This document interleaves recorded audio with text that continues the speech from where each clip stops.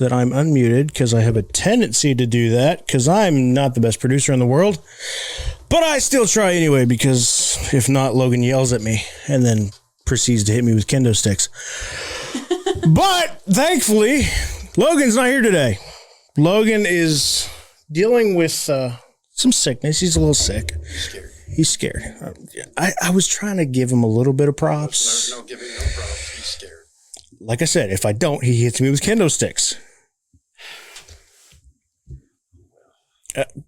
As you can see, we have guests here today. Since Logan and Jason decided to ditch me, I found some people that actually want to be on this show.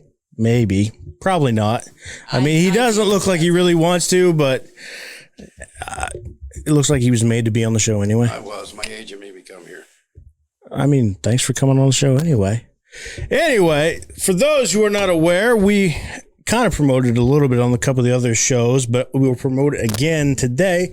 If you are in the Mansfield area on December 4th, that's a Saturday, and want to enjoy some wrestling, check out ASWA Winter Reunion. It is a fun show. We've gotten to do the last couple shows for ASWA. Had a blast. Got to do some commentary. And we will be at this one as well. I don't know if Logan's going to be on the show. I think it's just me and Jason that might.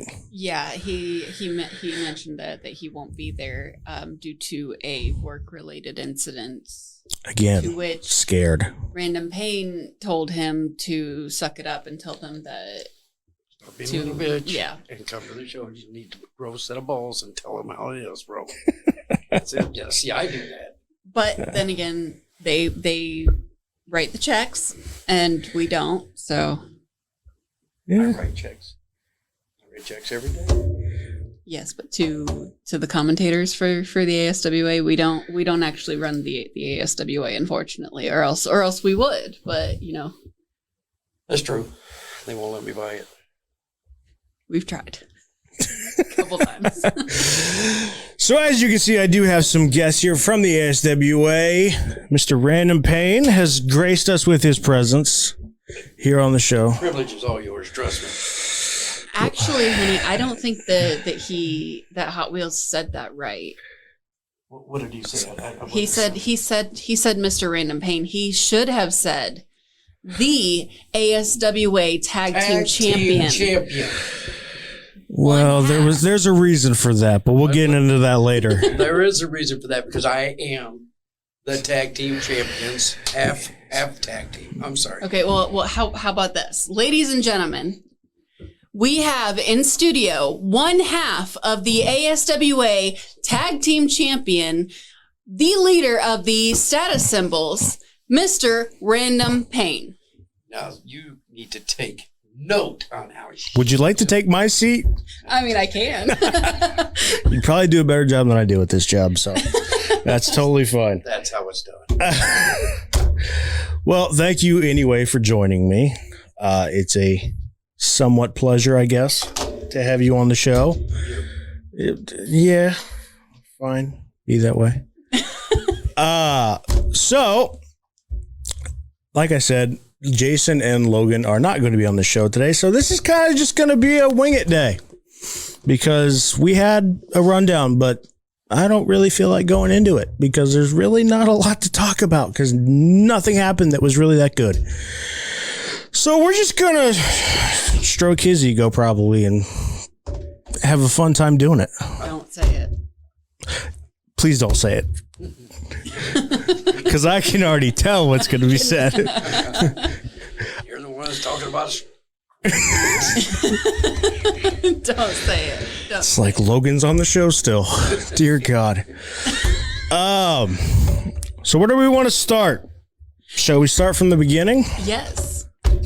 So let's start with ASWA Rebirth because everybody that watches the show probably didn't get to hear us talk about it very much. And I do. I want to go into a little bit more depth of what that was like. It was your first show in how many months? It was a year. 18. It was it that long? Yeah. 18. I don't pay attention. What was that like to be off for 18 months? It was boring.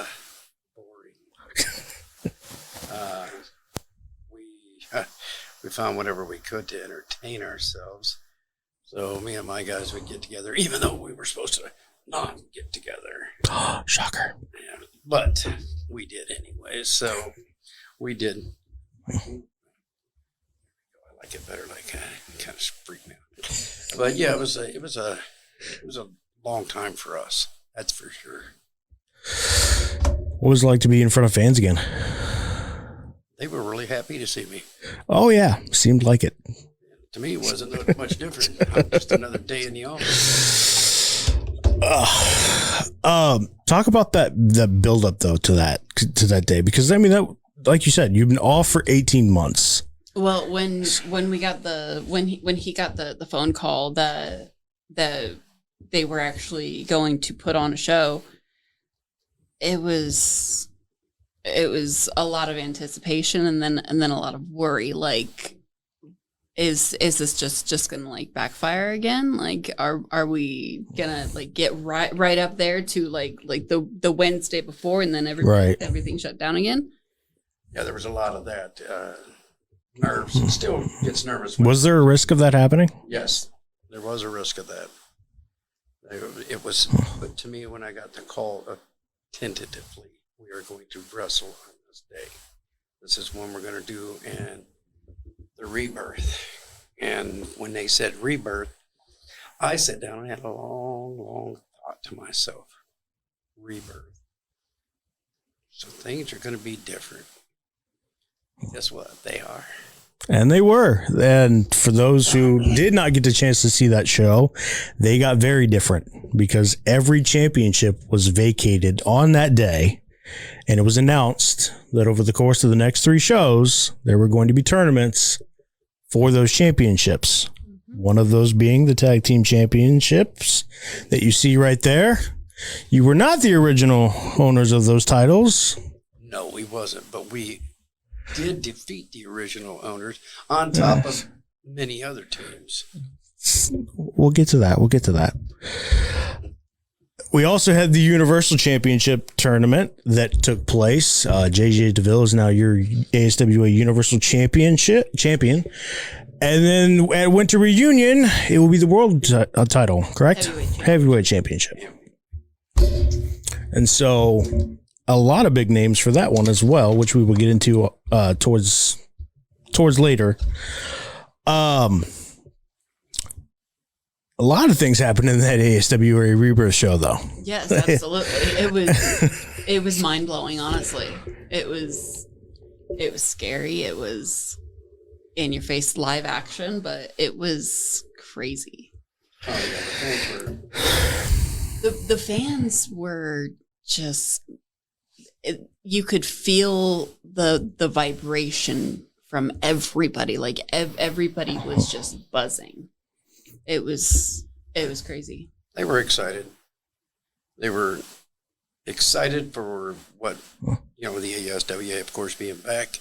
And they were excited, of course, which I can understand that totally, to see the status symbols there. And they were a little shocked, too, because, as I said before the shows in a promo that I shot, that going to see a whole new status symbols. Everybody's getting rebirthed. We're just coming back the way we originally were. And that the ASWA kind of put a damper on all of that, robbing us, cheating us, and everything else on titles and everything else. So letting people fire certain members of my team that I did have that are no longer there, which we are still fighting. We've got lawyers and attorneys involved into that, but we won't get into those. So, yeah, that's just how it is. Speaking of cheating, how did it feel to get a rock, paper, scissors contest over at a wrestling show? Hey, you know what? That's what happens. The Commissioner, Barry Hardy, thought that he was smart. He thought by turning us against each other that it would kind of damper us down. But as we've said, it ain't about me. It's not about Bouncer or Dalton Kingsley or Wesley or any of those guys. It's about the group. It's about the status symbol. See, you can't break us when we're all one. So they said we had to fight each other, Bouncer and I. We did the best thing we could possibly do. Now, did the commissioner like that? No, we didn't. But I lost. Bouncer won. What can I say? That he did. It did not end very well for him, though, later on in the show. We had other fish to fry. I see. Yeah. We'll get into those. Definitely get into those.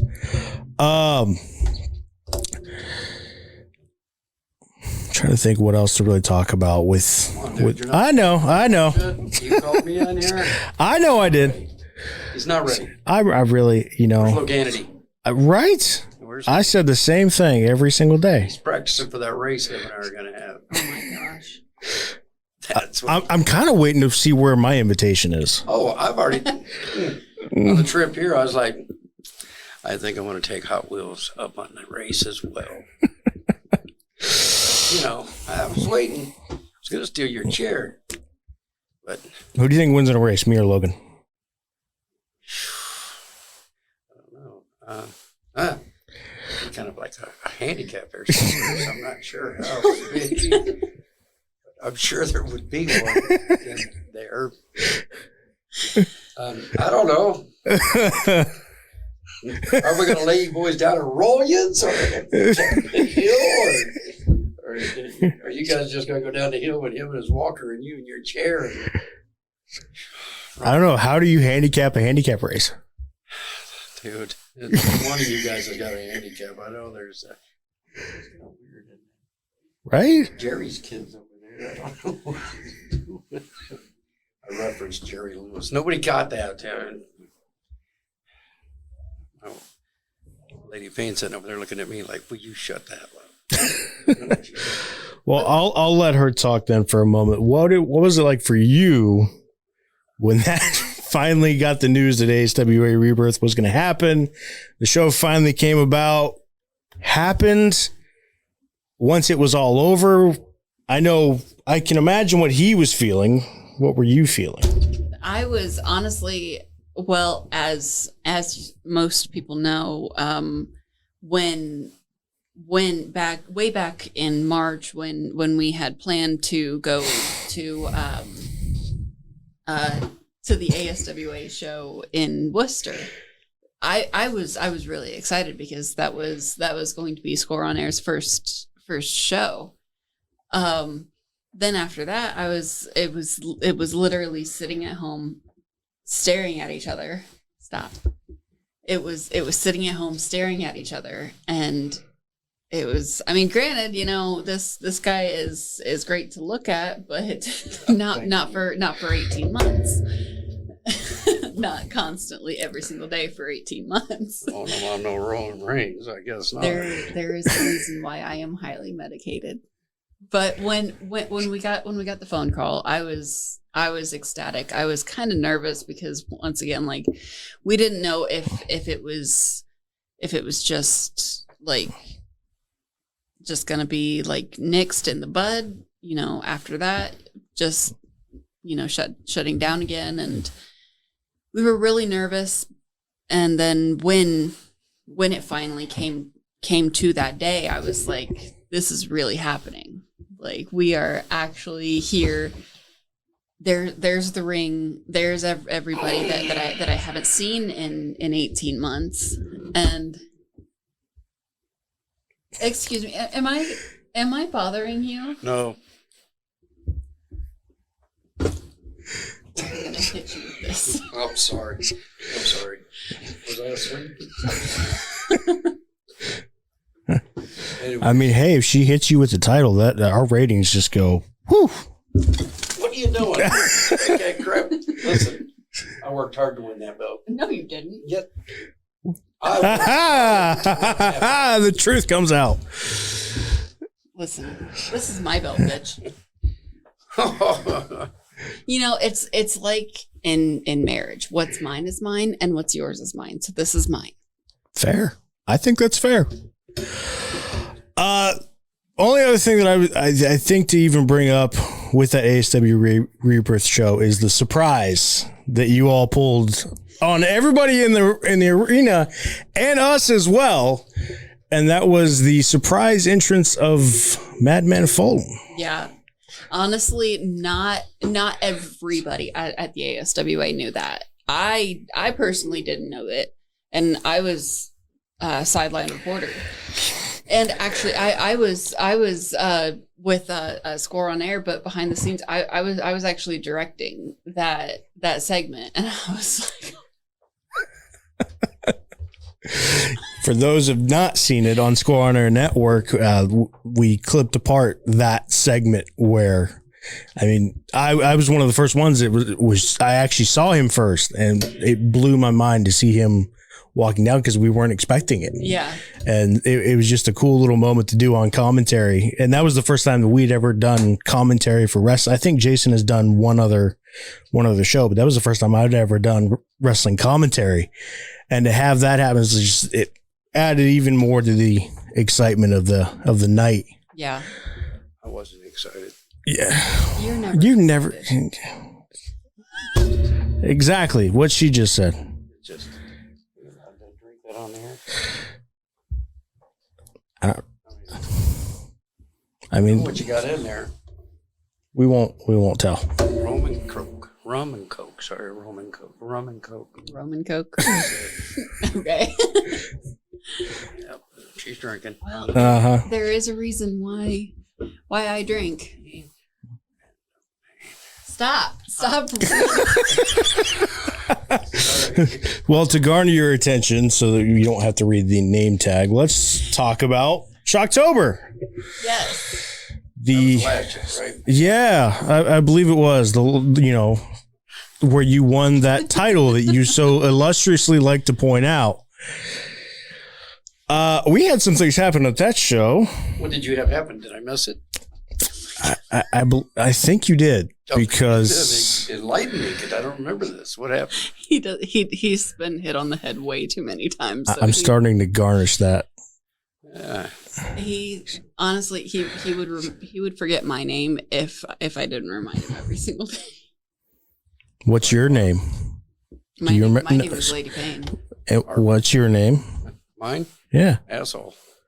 That's what she calls me. At her dick. I'm just glad you remembered. All right. Well, we did have quite a bit of things that happened at that show. One of being you did win the tag team championships. Thank you. Thank you to all my wonderful fans out there paying attention to this. I did it. If not with a little bit of help. Well, of course I had help. I had a tag team partner. We couldn't have done it by ourselves. That's what made us up. True. Maybe also a little bit of help from Kid Collins. Oh, whoa. Wait a minute now. Wait a minute. Let's back up the hate breaks. Go right ahead. Back it up. What did the commissioner say before that match started? You were there. You were. I remember. Okay. He said it was a no disqualification match. No holds barred. Okay. See, he doesn't remember. And okay, he said no holds barred. So what does that mean?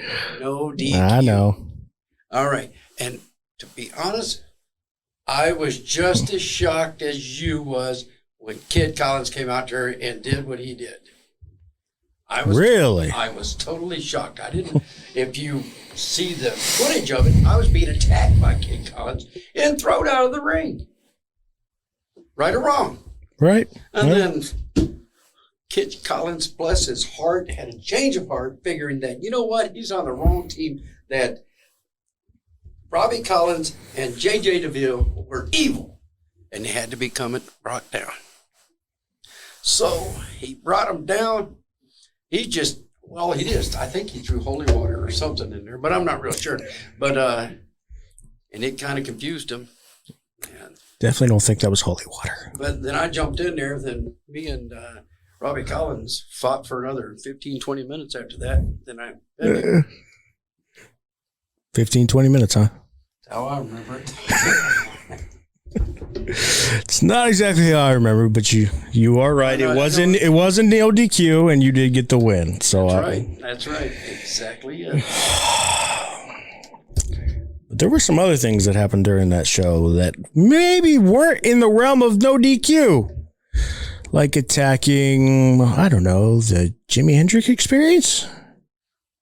They were one of our opponents. We didn't attack them. We just... I don't remember it being a match. Are you talking about when Jimmy Lee fell on that chair and I was trying to help him up? Yes, that is exactly what I'm talking about. He's clumsy. I say. Those dastardly chairs. Same fans throwing chairs at us that night. Was handing them to Jimmy Lee. So, it's okay for the fans and Jimmy Lee to use a chair, but when he falls in a chair and I try to help him up, now all of a sudden I'm the bad guy. All right. At least he didn't bring up the Cody weights. Oh, I was getting to that. Okay, go ahead. Bring that up. You brought it up, so go ahead. Tell me what was that situation? Why did you attack Cody? Okay, first of all, you heard the way he talked to me. I did. You heard him being... Everybody knows that Cody White's a little excitable. He gets excited and he acts crazy, and I thought he might have been having a seizure or something there for a minute. But the way he talked to me, you don't talk to me that way. Did you see what happened to Axel Fury the show before that, or no, the match before that, when he cost him and Dalton Kingsley the third shot? I did. And do you think that I would treat Cody White less than I would treat one of my very close friends as a part of the status symbols? Apparently not. That's right. But there was a reason I owed Cody White. Years ago, it was in a match with a blindfold match against Kid Collins. I saw the video. and I'm completely blindfolded. And Cody White is sitting ringside with a big stick, with a ball on the end of it, and he kept hitting me with it, getting me confused. I thought it was my opponent, Kid Collins. And I'm trying to fight Kid Collins, and everybody thought it was a big joke, laughing their asses off at random pace when it's nothing. So then I ended up with Cody White's help wearing pink panties.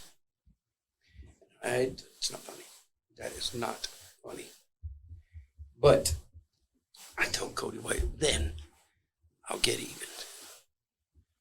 So I did. Only took him 7 years. I didn't forget. This time. I mean, you might forget you'll probably forget tomorrow.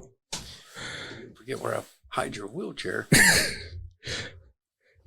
Except for, unlike Logan, that doesn't hurt as much. I can still walk out of here. Oh, that's true. I remember when you and Lowell Kennedy came to the wrestling school and tried to do a tryout. Yeah. And they were doing the tryout. Yep, that's for the tryout. They challenged me. I'm going to tell you people right there. They challenged me. Hot Wheels, excuse me. And Logan, he challenged me to a handicap match. I don't think that's technically a handicap match. But I don't think that's really how it happened. I still don't even think it's a handicap match. We're two halves, so I mean that's one person. So it's really a one-on-one. With 4 hands. They jumped out of that car looking like a gang of Crips. Ready to throw down. What is this? In the ring with Lady Payne and the dad jokes? Pretty much. Jeez. Logan would be so proud. So proud. Oh. Now I forgot where we were. I'm going to have you shining this belt after the show. No. We were talking about how Random Pain so graciously won the belt. Yes. Well, I can't believe there was even a doubt when I told everybody that those belts were coming home. And what I am very disappointed in, if you look at this, none of the status symbols are on there. I was going to ask you about that. That will change. Are you sure? Yeah, it's going to change. Because I did see that there is going to be some conversation with you and the status symbols. Absolutely. About, it didn't exactly say what, but looks like they called their attorneys called us and said we had to be there. Well, I was already calling them and telling the front office that I demand that one of my guys are in that tournament. At least one. If you had to pick, who would you have in it? Any of them. Including yourself? Including myself. Hey, I mean, I don't care to hold 2 titles. I mean, they're heavy, but man, you haven't noticed, dude. Right there, look at that arm. Right there can handle some weight now. That's a good size arm right there. It really is. So, I can handle carrying 2 belts.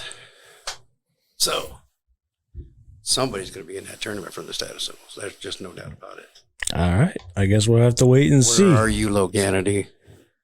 Are you scared? Maybe it'll be Logan. Maybe he'll be in the tournament. All right. I had to get a joke in there at least once.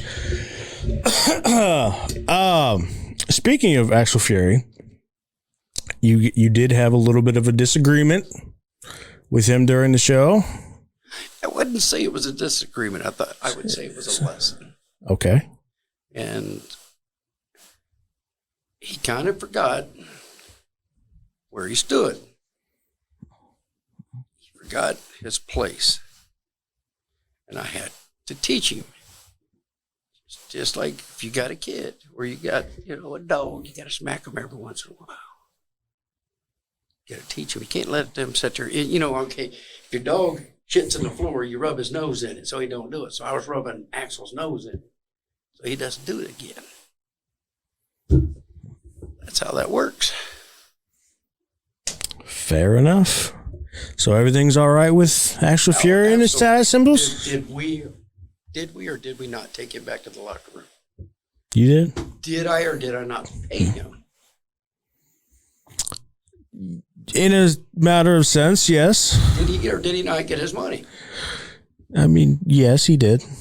Absolutely did. He might have to carry it in his mouth.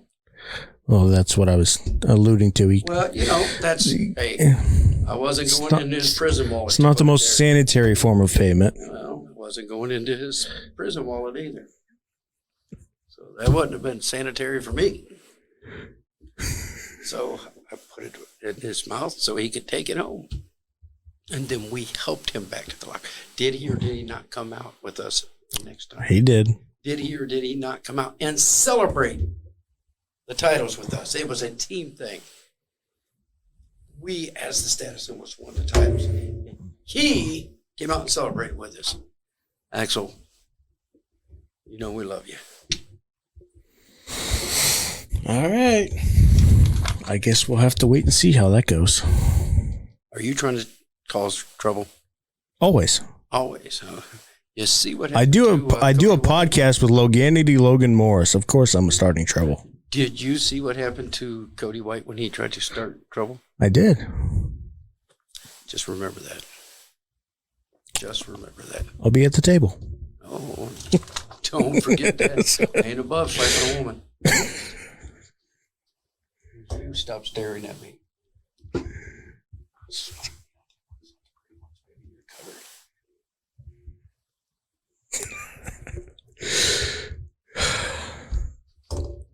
Anyways, go ahead. What's your next question? I got thousands of answers. Oh, I'm sure you do.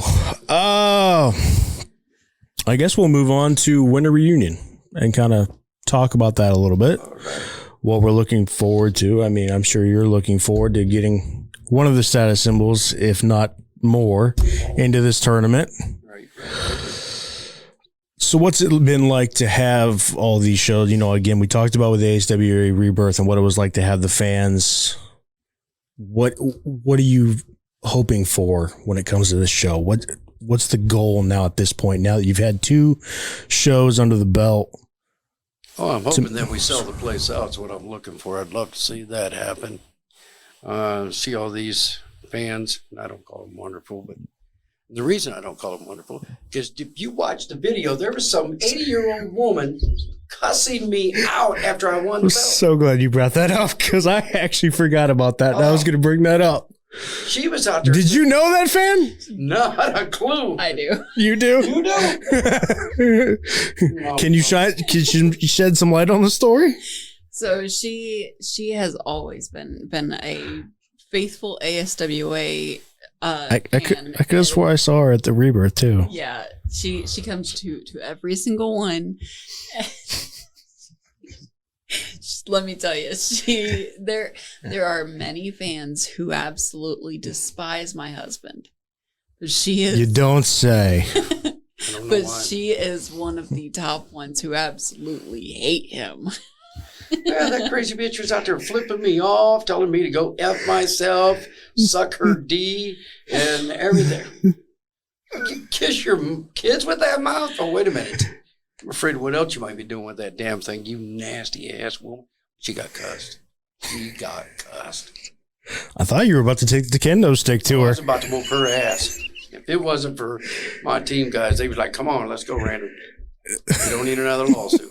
I'm like, I told her I'll meet you in the parking lot. Meet me in the parking lot. I will fight you. Did she show up? No, she didn't. Oh, bummer. Maybe she'll show up this week or this time. Well, we hope. I mean, I will trip that old lady. I'll kick her, walk her out from underneath her ass or whatever. Did you see Brandon Payne's new T-shirts? Let's show the shirts here. Look at that. Yes, I did see the T-shirt. See that? Now that is nothing but class. Right there, it's class. And I got it for those bums. I mean, those fans that keep asking for them. I'm like, all right, I'll get you some damn T-shirts, but I am not giving it to them. I was going to say, I noticed you didn't bring one for me. I didn't notice you had your money. What now? All right. I do got a big one for you, though. Oh, do you? Yeah, and I better see it over there instead of the baker. Listen, that's my picture. Thank you very much. Signed by James Baker Hickey. Don't blame my show. You know what? That shit's coming down.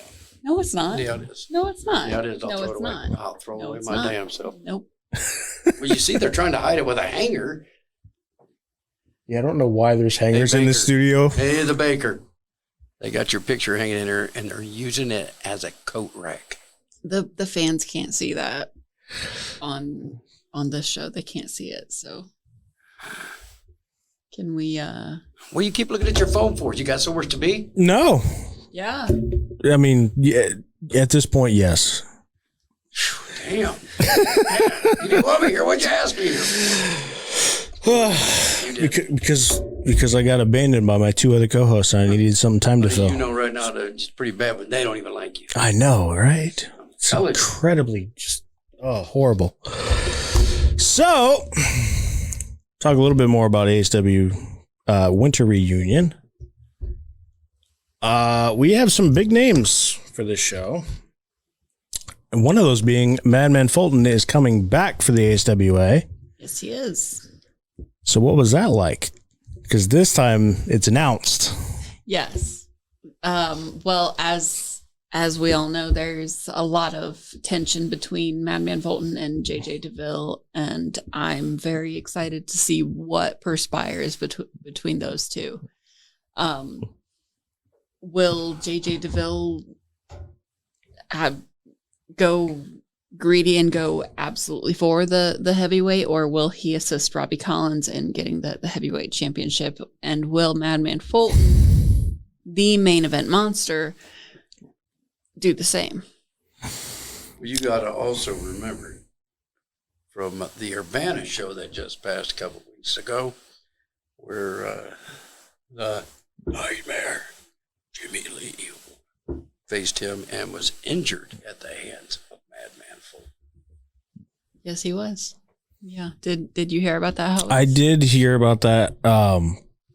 I didn't get to go to that show, but I did hear at least about that match.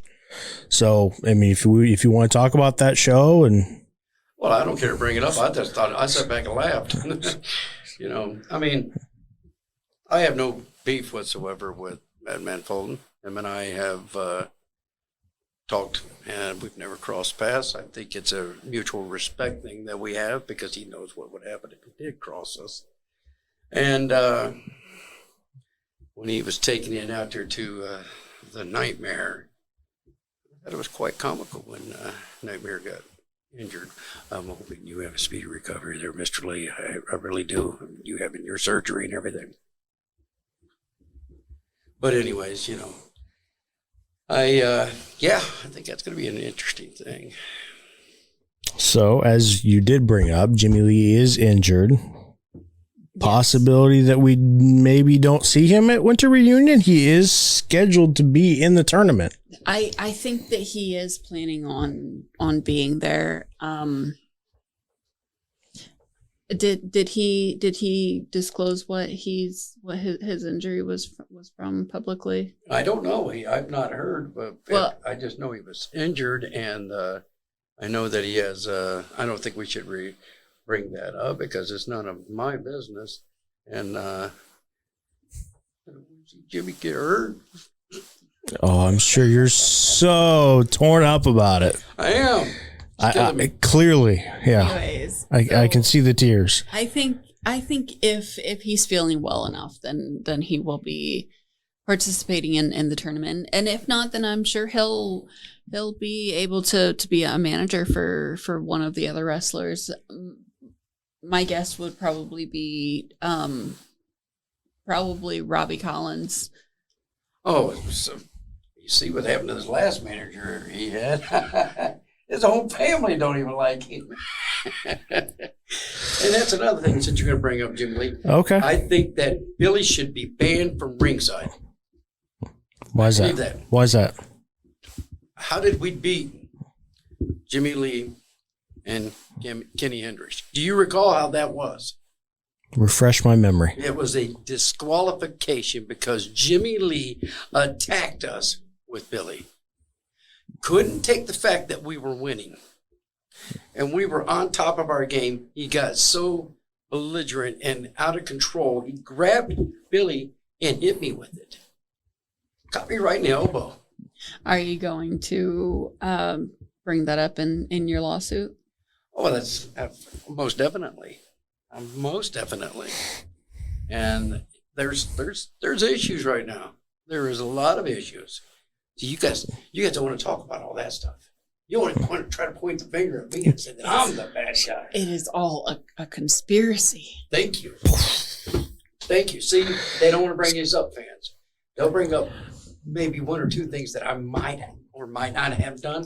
I don't like being accused of things I may have done, but they don't seem to have a problem with pointing fingers at me. Maybe you just. What do you mean?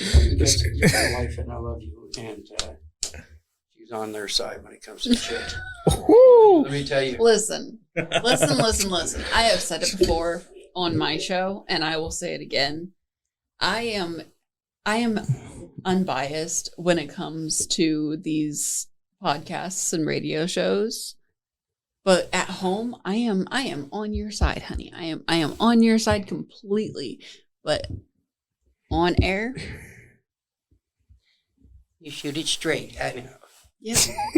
I heard other I times. will hit you in the head with this.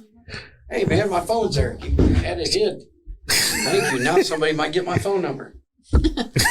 I will gladly give out your phone number. Yeah, you say that now. I've already got to fight the women off with a stick. Big stick. Anyways, back to what I was saying. Yeah, you guys don't have a problem blaming me for stuff. Maybe, You guys cheated. maybe you just fell on it like Jimmy fell on that chair. You guys, what about the chair? What about you? Oh, Jimmy Lee strikes me with Billy, throws a chair and splits my partner's eye open, and throws another chair after we win the titles. And after I was helping Barry Hardy tie his tie at the end of the show because it looked loose. And but no, you guys don't have a problem with putting that stuff out and the people throwing chairs, fans handing chairs to wrestlers. Just let me calm down. Go to a commercial. We don't have commercials, not yet. Well, shit. I know. I'm so sorry. Well, at least if he can't be on the show, that's one more opportunity for you to get one of your boys on the show. That's it. I want my boys. I'm going to have at least one of us on that show. One of us is going to go after that title because I want all the titles to come to the status symbols. Well, you missed out on at least on one of those opportunities. All right. It's not over with yet. Okay. There was a reasoning behind our madness. So we don't always put it out there for you people, what we're always thinking. See, my thought was, okay, I'm going to put Bouncer out there. Then I started thinking, wait a minute, we're going to win the titles. I want 2 full teams in there to take the titles. And I don't want to have to sit there and have to worry about like J.J. DeVille did, having to worry about, oh, I'm going to be tag team title holder and I'm going to hold this title at the same time, and I'm going to be a 2-time tag title holder. That's what I'm going for. No, I didn't want that. So what I did is we got this. Now we're talking Kingsley or Axel Fury. One of the two is going to be the heavyweight champion, and the other one is going to be the Universal Champion. And it's done. We're going to hold them all. Woo! So I am a little bit curious about the tag titles. Okay. For those who aren't familiar with the ASWA, what are the rules with the tag titles? So obviously you are a member of the status symbols. Can any of the status symbols defend those titles? Well, yes, because when we entered this tournament, we entered it as the status symbols. We didn't enter it. See, I told you, I think all the time. So we established the Freebirds rule. Something happens to me, I can't perform, I can have one of my other guys step in. Because we are all members of the status symbols. So, and that's what they entered, the status symbols. Random Pain and Bouncer. Key word was status symbols. So we have a right to put in the Freebirds rule. All right. I was curious. Just curious. Barry, let's see you get around that one. I'm sure he'll have plenty to say on December He can 4th. have whatever he wants, but I've got it all in writing. Okay. All right. Well, to cap off on the heavyweight title tournament, obviously you want to have one of your boys in the match. Absolutely, absolutely. But Okay. I will ask your opinion Okay. of all the men that are in the tournament now.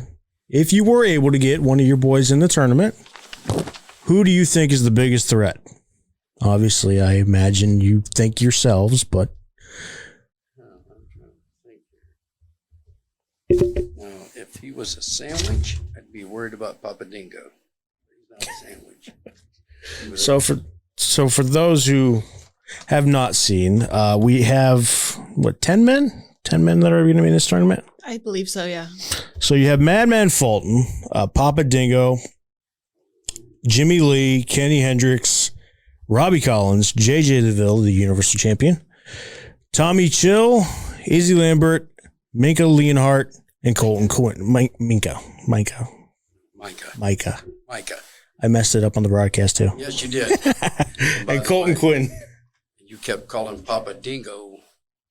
I did. I mixed them up. No one. Anyways, go ahead. You want me to answer that? Yes. I want you to answer it. If I think that anyone will be a threat to the status symbols, well, Michael Lionheart is he's coming up. Don't know a lot about him yet, but he looks pretty dangerous. Colton Quinn, well, he's new, so I'm not worried about him. Izzy Lambert's not a threat. Tommy Chill, no threat. JJ DeVille, no threat. Kenny Hendricks, no threat. Jimmy Lee, definitely no threat. I'm going to narrow it down to 3. Okay. Say, of course, Madman Fulton, Papa Dingo, All right. Robbie Collins. Interesting. Because the only reason I say Robbie Collins is because I don't trust that snake JJ DeVille. Why do you say no to Izzy Lambert? He is the former world champion You got me there. or heavyweight champion. He I know. was. I keep messing it up. But he kept dodging me. Really interesting. He dodged us. Honestly, that title could go to any one of these guys, Izzy Lambert included. Any one of these guys could be a challenge. I'll be True. honest. I'll shoot it like it is. Any one of these gentlemen could be a challenge. Not to us, but to everybody else. And any one of them could be a challenge. And, Izzy Lambert, I just don't like him. Why is that? Why is that? Because he dodged me. And Care to elaborate? I mean, for those of us who haven't came after seen, me with a ball bat. oh, I'm sure you did nothing to provoke that. I didn't. I don't know why he wasn't suspended and totally fired from the ASWA over that. Well, that's right, because he hit himself in the head with the bat. Yeah, that's a good reason. Oh, he fell against the bat, did he? He did. Oh, okay. All right. Like I said, any one of these gentlemen could be a contender. Any one of them could make it as a champion. But I ain't scared of any of them. None of my boys are scared of them. The status symbols ain't fearing them. So, no, we don't have none on here that can give us a challenge. Not even Madman Fulton? Fulton. I'll set his big ass down just like I will the rest of them. All right. Right, Madman, I said it. I set your big ass down. Go ahead. I'll make sure to clip that later. Last thing we'll talk about, and then we'll take a quick break because I do believe that Jason is going to join us today. Oh, finally. Right? All right. So you are the new tag team champions. Yes, I am.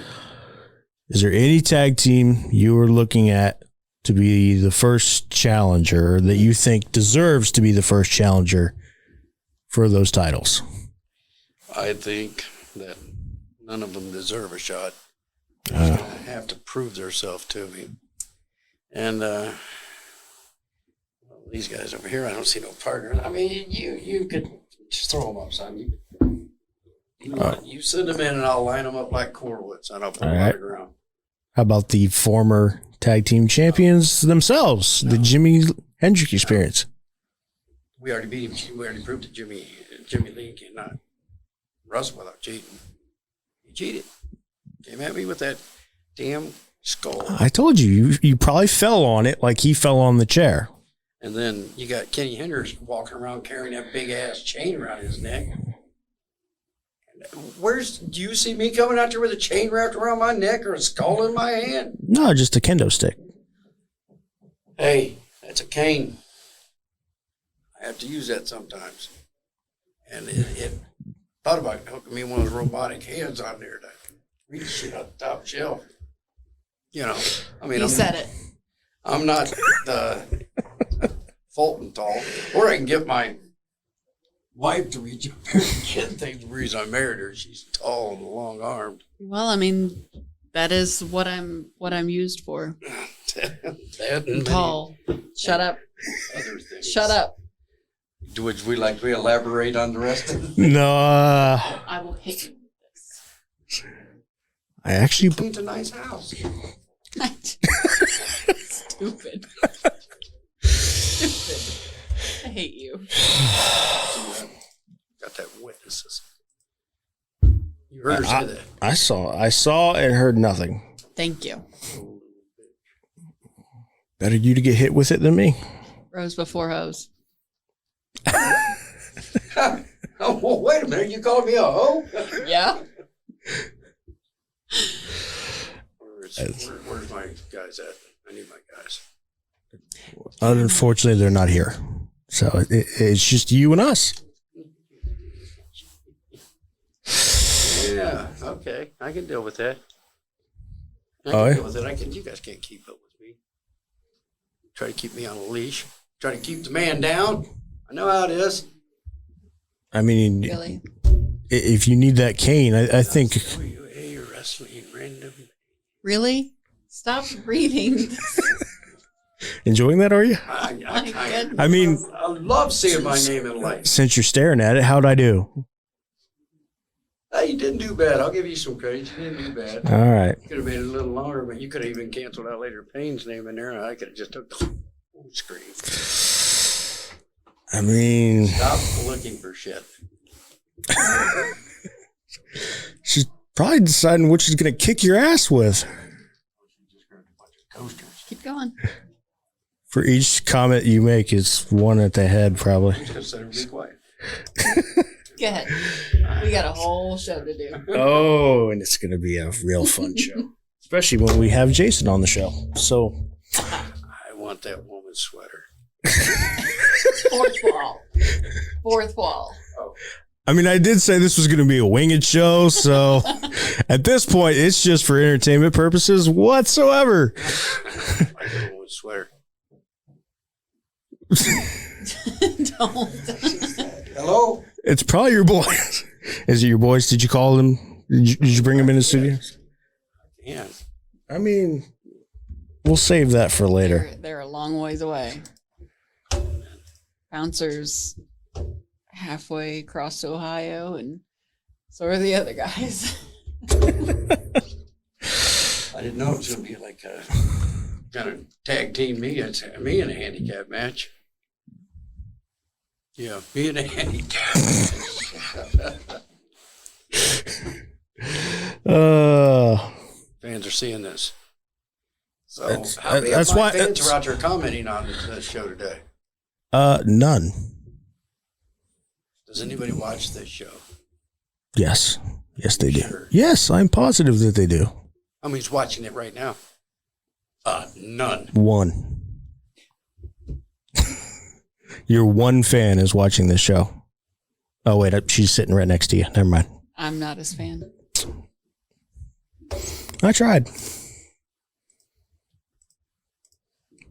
I don't know. Are they watching this show?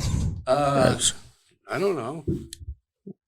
I mean, When I came, they're your fans.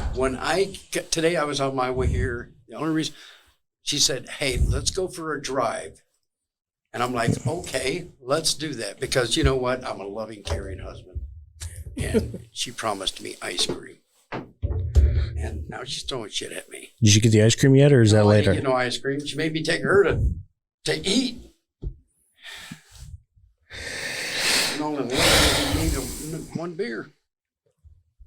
Well, we'll take a little break. We'll see how many coasters she has left to throw at you. I can't wait to find out the answer. But when we come back, Jason will be joining us on the show. We'll see how much more trouble we can get into with him on the show. And see how more out of control this show can get, because I can't wait. So with that, we are going to take a quick commercial break. Promote some stuff. I gotta pee. Brandon Payne's got to pee. We'll let him pee. I mean, that's fine. There's a fly in here now. That's a bee. Oh, lovely. No, it's not. No, it's not. It's a bug. It's a bee. But I love that we're all just staring at it now. That's a stink bug. This is entertainment, folks. Podcasting at its finest. Everybody stare at the bee. All right. With that, we are going to take a quick break and be right back right after this.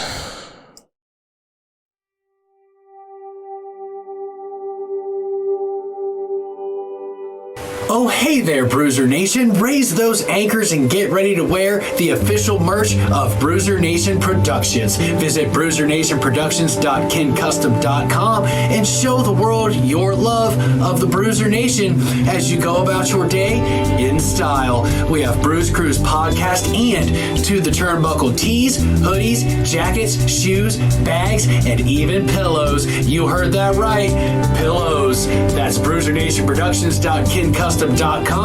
Once again, bruisernationproductions.kincustom.com. And remember, Bruiser Nation, stay good, because I'm always good.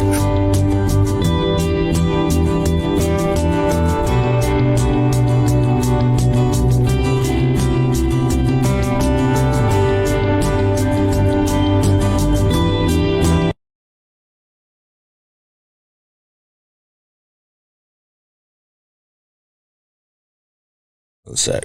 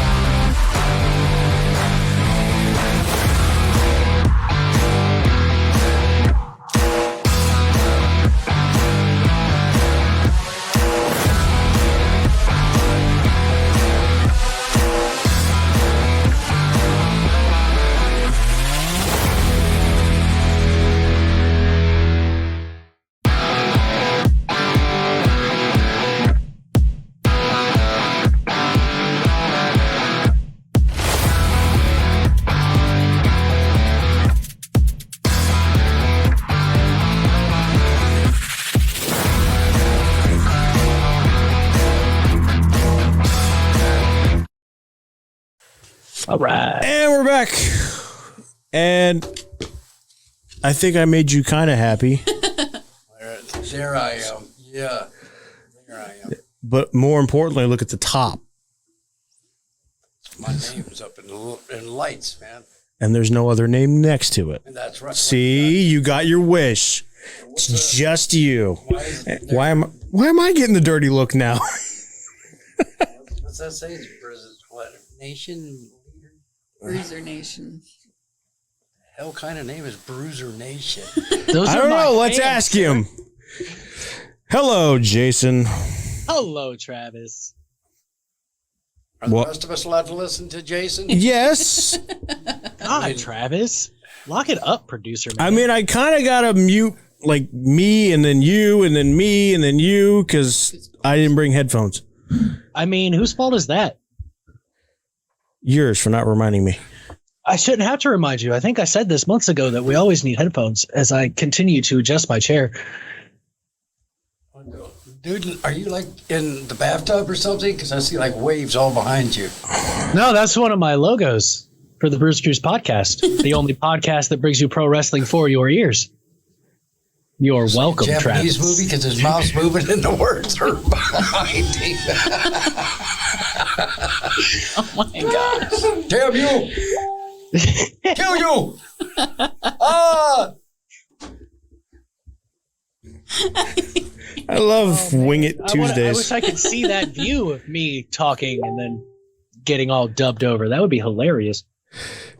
Can you see us at all? Yeah, I can see everybody. Okay. I didn't know About if- time. I It's didn't know been if- weeks since you made it so I can see everybody, you jerk. Stupid. I was waving. He was saying hi. Hi. You should do it the way I do it. Higher. You got to get a little higher. There you go.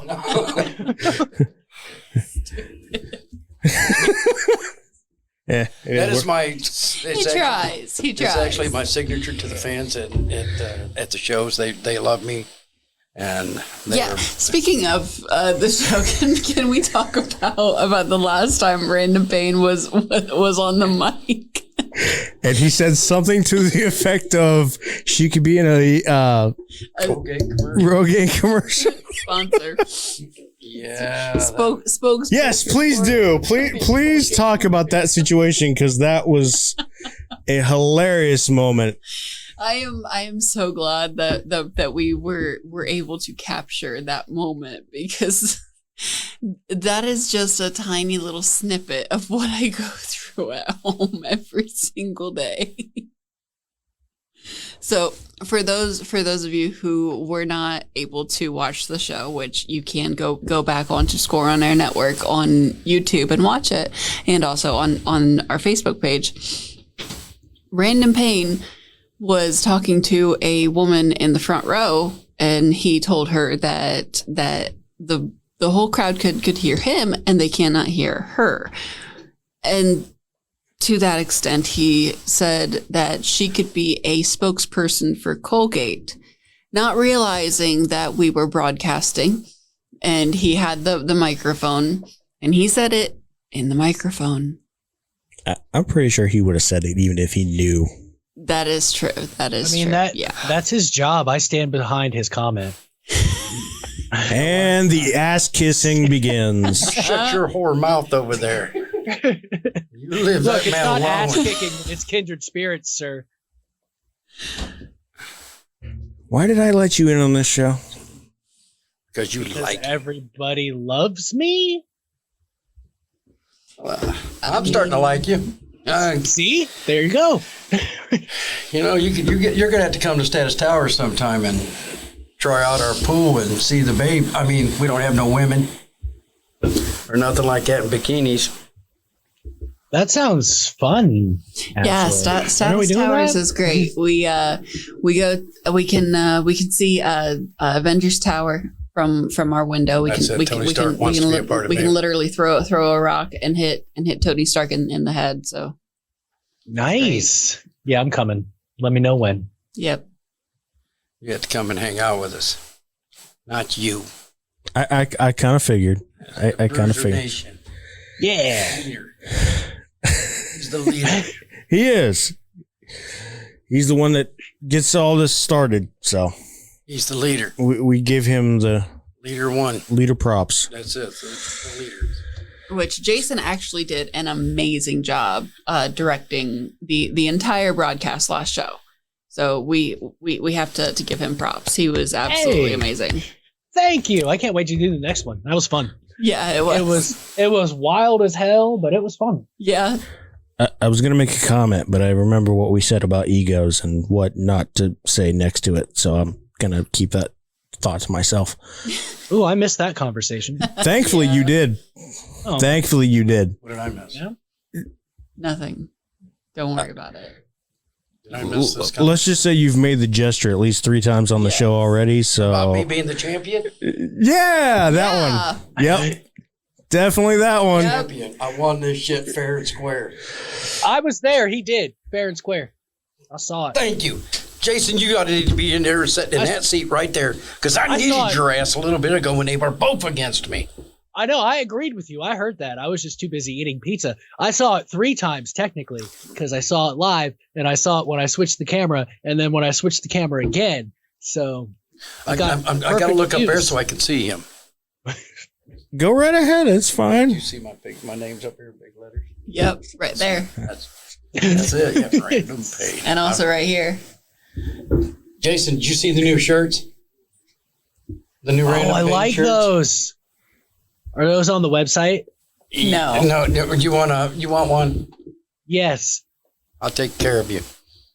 Yes. I love merch. It's the best. It ain't free, bitch. You're paying for it. Regardless, it's merch. Well, Jason, since you've finally decided to show up for the show, Oh, I'm sorry that I have a job. Hey. bad. Dude, So this do I. kung fu movie's killing me. Can we let them get back to their show? Oh, I'm sorry. is there anything besides the fact that you two need to find a room together? Anything you would like to ask our illustrious tag team champion guest about Jason, the upcoming ow, show? She's hurting me. I need an About adult. the upcoming show. I do too, but there's none on this show. Hey, Jason. Hey, Jason, look at me. See that? Did you know I'm the champion? I did. I saw it. I was there. I was live, and I was cheering, not loudly because I didn't want to come over on the broadcast, but I was cheering. It was great. You're the man. I don't care what they all say. Yeah, they're a bunch of jerks. That's fair. You got Hot Wheels trying to challenge me into a foot race. Can I use my wheelchair? Bitch, no. Foot race is foot race. I know some amputees that could probably beat you in a foot race. That's just gross. Why you gotta talk That guy's in jail. It doesn't count. What did you say? What did you say, Jason? I said that guy's in jail. It doesn't count. But he won't outrun me for long, so if I kick him, I will football kick the shit out of me one right now, son. Amputees and midget. Oh my god. Oh, sorry, Stop. little people. Stupid. Welcome to the Turnbuckle Winged Edition. But did you have any questions that you wanted to ask our dear guest or bring up that we didn't already bring up? Because it sounds like you got to listen to the show. I listened to 10 minutes, so I don't know if I can ask any questions that weren't brought up because I don't know what was brought up. But who's going to win the tournament? That was not asked. That was not asked. The status symbols are going to win the tournament. If you want to know the truth. Both? Everybody? For the world title? I'm confused. Okay, let's start this from the beginning. Was you at the last 2 shows? Yeah. Oh, okay. Then you should know this. We are not for an individual. We are the status symbols. So what does the status symbols represent? The status symbols. So 1 wins, 2 wins, we all win. So one of the status symbols are going to be in there, and they're going to win this whole damn tournament. I love it. I just wanted to hear the camaraderie about the status symbols. That was great. The status symbols rock, son. I don't care who you are. Yeah, and we also asked whether or not the Freebird rule is in effect now that they are the champions, and it is. So nice. That's exciting. It should be. Well, I'll get a absolutely. chance to Like I shine. said, when we were in the tournament, we were entered in the tournament as the status symbols. Random Pain and Bouncer.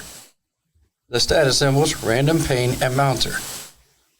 We were representing the status symbols. So, status symbols win. We have a right to our own rules. So, come on, do some more of that Kung Fu talk. You got your eyes on anybody else to join the status symbols, or are you guys keeping it at like 4? We got her. I've always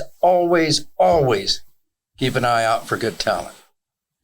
If I think that they can benefit the status symbols and that they would make a good collection to the status symbols, then yes, I'm always looking for members.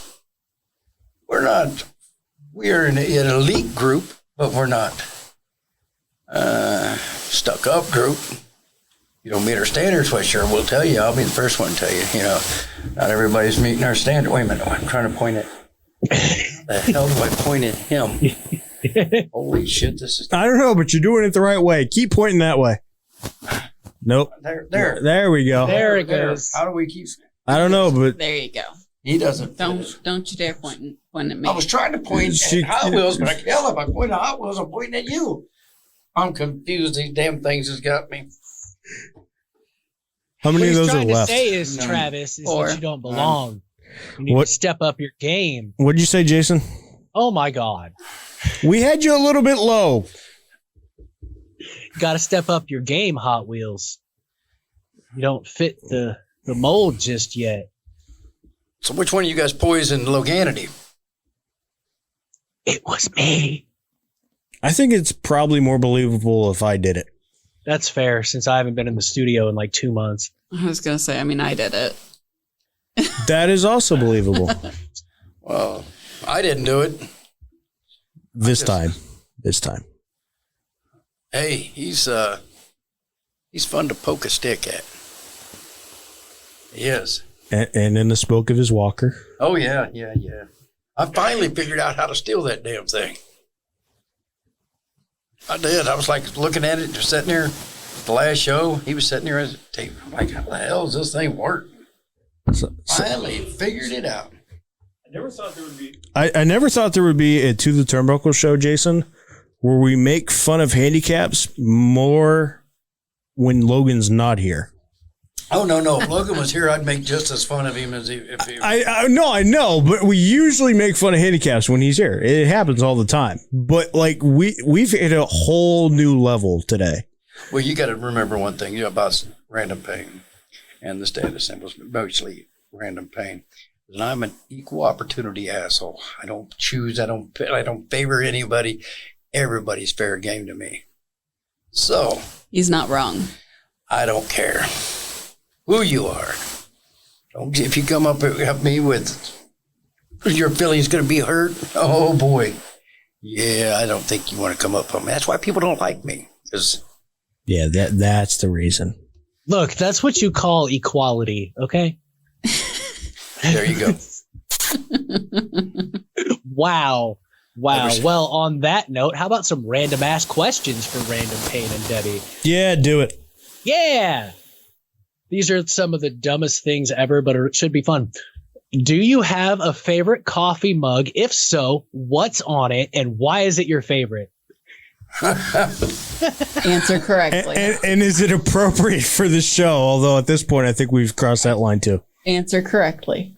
Well, I can tell you one thing. It's better than this coffee cup they gave me here. Yeah. Ooh. You can answer that one first, honey. Go ahead. Well, for Random Pain, his favorite coffee mug is the one that I got him last year for our anniversary. Yeah, it's got a big dog turd in the center of it. And That one's stupid. oh, Which one are you talking about? Oh, the one that's got your picture on it. Yeah, our pictures. Oh, yeah, it's got our pictures in it. Yeah, that's my favorite one. It better be. That's my favorite one. Well, what's your favorite? I actually don't drink coffee at home. I was going to say a Speedway cup. Yeah. Yeah, I don't actually like at home coffee. I know I'm weird, but yeah, I don't drink coffee at home. I only drink it from like a gas station coffee house. Didn't a fan make a mug though with your logo on it? Yes. Miranda, she did. She made me the most perfect coffee mug. It has my In the Ring with Lady Payne logo on it, and on the back it says Mrs. and then my real name. Yeah, it's amazing. I love it. What is your real name? Shut up. I've been trying to figure that out for about 8 years now. Shut up, stupid. We don't disclose that information on the show. Turn that damn thing Shut off. up. Any I'm what's confused. What? Who's Roger Teeters and why do we suck? I'm confused. That's he is one of our anti-Paniacs. He does not like random pain, so he's just. Wait a minute. Can we get the old lady on the comment section? Hey, Roger Teeters. You tell them how big of a fan you are with random pain. You make sure you put that down. Well, can if we're going to the comment section, can we shout out to Marissa, because she is absolutely amazing. She was one of our first Paniacs to buy our shirts. Yes, Marissa. You better comment down there that you are one of the Random Pain's biggest fans. I think she kind of did. She said, got mine already with an exclamation point. Yep. So she knows what's up. All right. That's it. Good to hear. Good to hear. You What got about you? you got another Travis? question lined up? Well, I don't know. Do you have a favorite coffee mug, sir? It's probably the one that I just got. It says, sorry, I'm on mute. It's probably going to be that one. Because I have a tendency to do that on any of the podcasts that I do. You know, it's funny because I used to do that all the time. Yes. He's pointing at me, but he knows. Yeah, I used to do that all the time, especially on Sports Unfiltered. I think we went like half a show, not even realizing that we were on mute. Can you stop? I was showing off my tattoo. Well, at least you didn't get muted mid promo, Travis. I mean, me or you? You muted me mid promo many a time, sir. That was on purpose. I know it was on purpose. I just thought I should bring it up. I mean, if I could mute our guest, I probably would, but I can't do that because then he'll beat me up. I mean, you could. I mean, that's egregious. It's They're just here a for a simple reason, button. Travis. If we were on the first floor, I would consider it. Yeah, you're going to have to go down. I'll help you down those stairs. Don't you worry, big guy. I'll help you down those stairs. You would probably do it faster than that elevator does. That's not wrong. And what a great citizen is offering to help you down the stairs. We'll see who gets down the Travis. stairs faster, you or your chair. My money's on the chair. Don't you worry. I'll keep pushing with my foot. Oh my God. What's next, Jason? What's the most ridiculous fact that you know? Holy smokes. The most ridiculous fact that you know. Well, let's see. I am married to Random Pain. I do not know That is pretty ridiculous. why dog turds are long and why rabbit turds are round pellets and why horse shit is like big apples and cow shit looks like diarrhea. So I don't know shit. Fair enough. What about you, Travis? You got something? I don't know if I can top that. I really don't. I don't know shit either. You good over there? I feel like I'm in surgery over here. Damn, I asked for a fan a little bit ago and I told you that it works. Well, why did you get your ass up over there and turn it on? Oh, that's right. Never mind. Thank you. Don't let them fool you. I've seen him walk. Dude, I was going to say, they use that shit. I think they're faking. I think they're faking. My God. I mean, I didn't say he walked well, but I've seen it. What did you say? He said that I don't walk well, but he's seen it. A walk's a walk. A win's a win. I can't. What about you, Jason? What's your ridiculous fact? Besides the fact that apparently I can walk. I mean, that might be it right there. There you go. There's so many people of the buckleheads that we're not aware of this fact. Is that what we're calling them now? Oh yeah, Buckle Brigade. I get confused. It changes every week. I have no idea. That's fair. Buckle Brigade. That is not as good as Paniacs. I'm sorry, guys. Who's Buckle Brigade? It's their fan base. Don't look at me. Logan did it. Look, it's fun to say. That's all that matters. Buckle Brigade. Buckle Brigade. See, you smile when you say it. It's fun to say. Man, that's kind of stupid. Have you met us? I was talking about you guys. Buckle Brigade's pretty cool. Oh my God. Not really. Buckle Brigade, I can't do that. All right, Jason, what's next? Since you seem to be the ringleader of crazy podcast questions. Fair enough. Mark Christo says you're a big ass sissy random pain. So that's egregious. Accurate. You tell Roger Mark Teeter Christo. says that he is gay. I'm really confused. Who said that? Roger Teeters? Well, I think that Roger Teeters and that Mark Christo are dating. That's the reason they're attacking me right now. You can tell that they are. They want to attack me. They can attack me. That's okay. Neither one are as pretty as I am. Well, I'll make you happy because Shannon Teeter says that you rock. I love you, does. Oh, Shannon. and hey, Mark, it's YOU apostrophe RE. Your. Shut up. Leave him alone with his vocabulary. Keep the comments You're going coming. to get him on you Give me some next. content. Hey, I'm just trying to stand up for my husband for once. Oh, now you're going to jump to my defense? Listen to her. That's because we have Jason here. He can handle That's all right. the ass Jason, you kissing. got me. Look, Don't waste them. We got to make them ass last. kissing when it's true. Oh, I can pick him up. What'd you say, Jason? It's not ass kissing if it's true. Absolutely. Pretty sure it still is. Yeah. Pretty sure. I disagree. Turn that fan on. He's sweating my ass off over here. About to go All on. right. What's the most imaginative insult you can come up with? I picked that one. Oh God. Oh, how much time do we have on this? Remind me to take this off score on air when we're done. Yeah. I'm sorry, Adam. I'm not. This is fun. Yeah, I'm kind of Was that directed to me or is that just like a general question? Because, dude. general question for everybody. I'm sure we're all waiting with bated breath for you to go first, though. Well, I don't know. I'm trying to think of the ones that got me the most in trouble with fans. You know, what's 75 feet long and only has 8 teeth? Front row right there. That's always a good one. Or I'm in the wrong business. I should have been a dentist because there's only 4 teeth in this whole piece of shit town.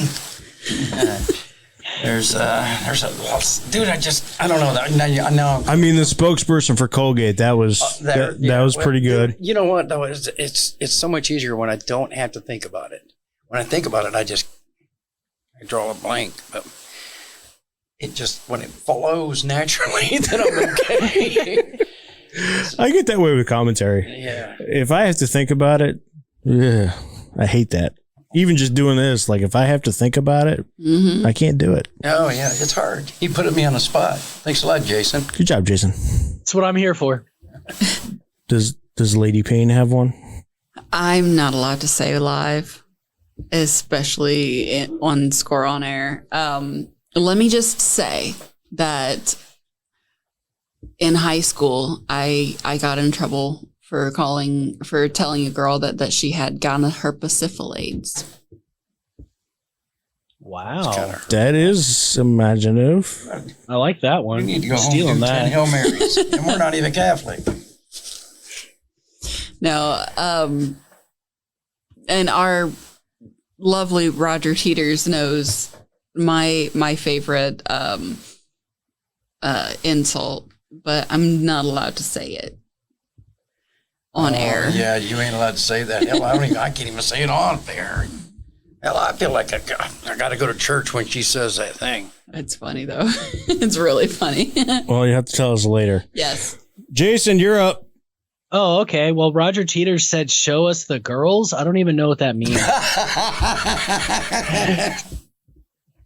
Okay, now I know you're lying, so don't lie to me. I'm not. It says it right there in the Yeah. chat. I did see it, but you saying you don't know what that means. Bull. You're on a show with me and Logan. I know better. I don't know what that That's means. fair. I don't either. For Score on Air purposes, I have no idea what that means. I don't know.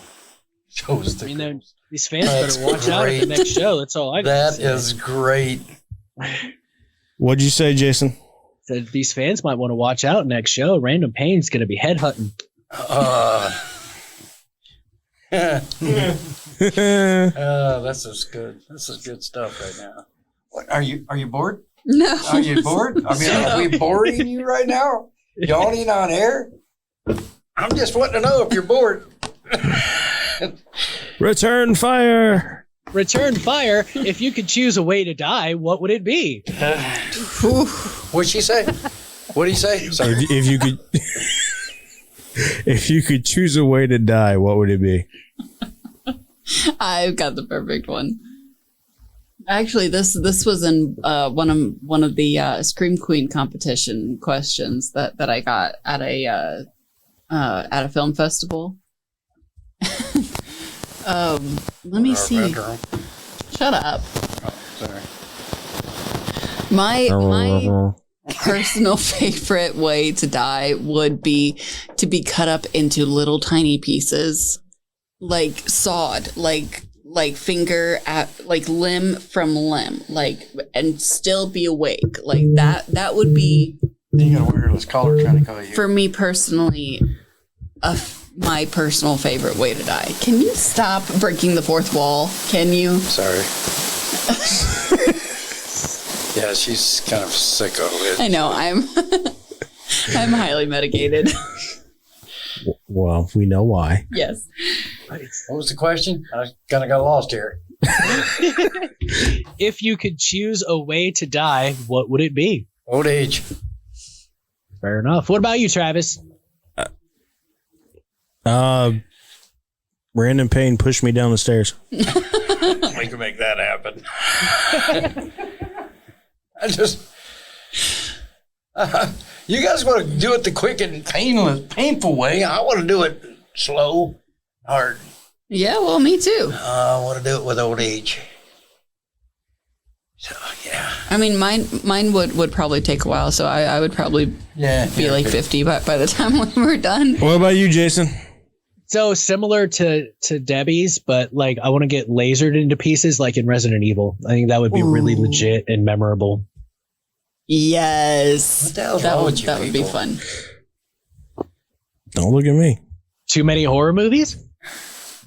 I like horror. Hey, you got a green cup. I do. You could see my logo through it. I know it. I saw that. I was made sure to don't wear anything green. I made that mistake once. That's why I sit over here on this side now. Where you're at. There's a lot of reasons why you sit over there now, Travis. Yeah, that's fair. Okay, you ain't got a green. Hey, what? What? There's a brick wall behind us. Hell, I Yeah, just there noticed is. that. You like it? Yeah, that's pretty cool. So What's the next question? I'm ready for question. I got one. and it's not one of his. Okay. It's actually from Shannon Teeters. It says, right. so what's next for Random Pain? What's next for Random Pain? I'm going to do what I do every day. Try to take over the world.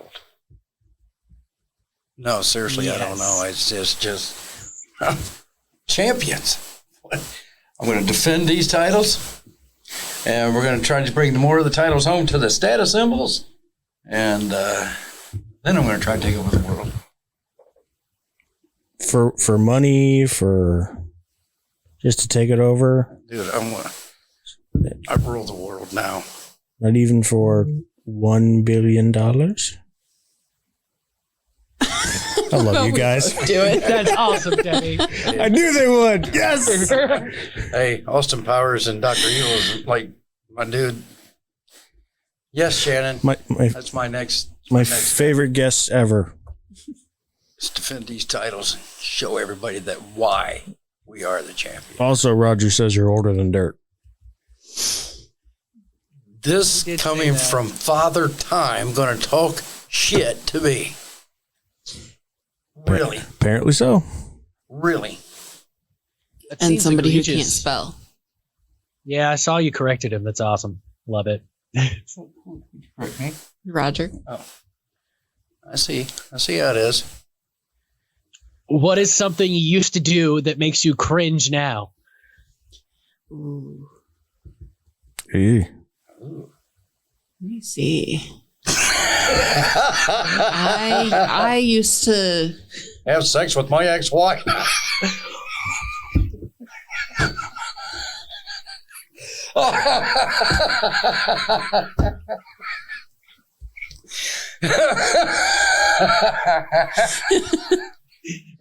Like I said, shit just pops in my head, and I just gotta go with it. Are you apologizing to Adam right now? He grabbed his phone so fast. I know. Did you see it, Adam? I'm sorry. Trying to find the fastest way I can get it off that page.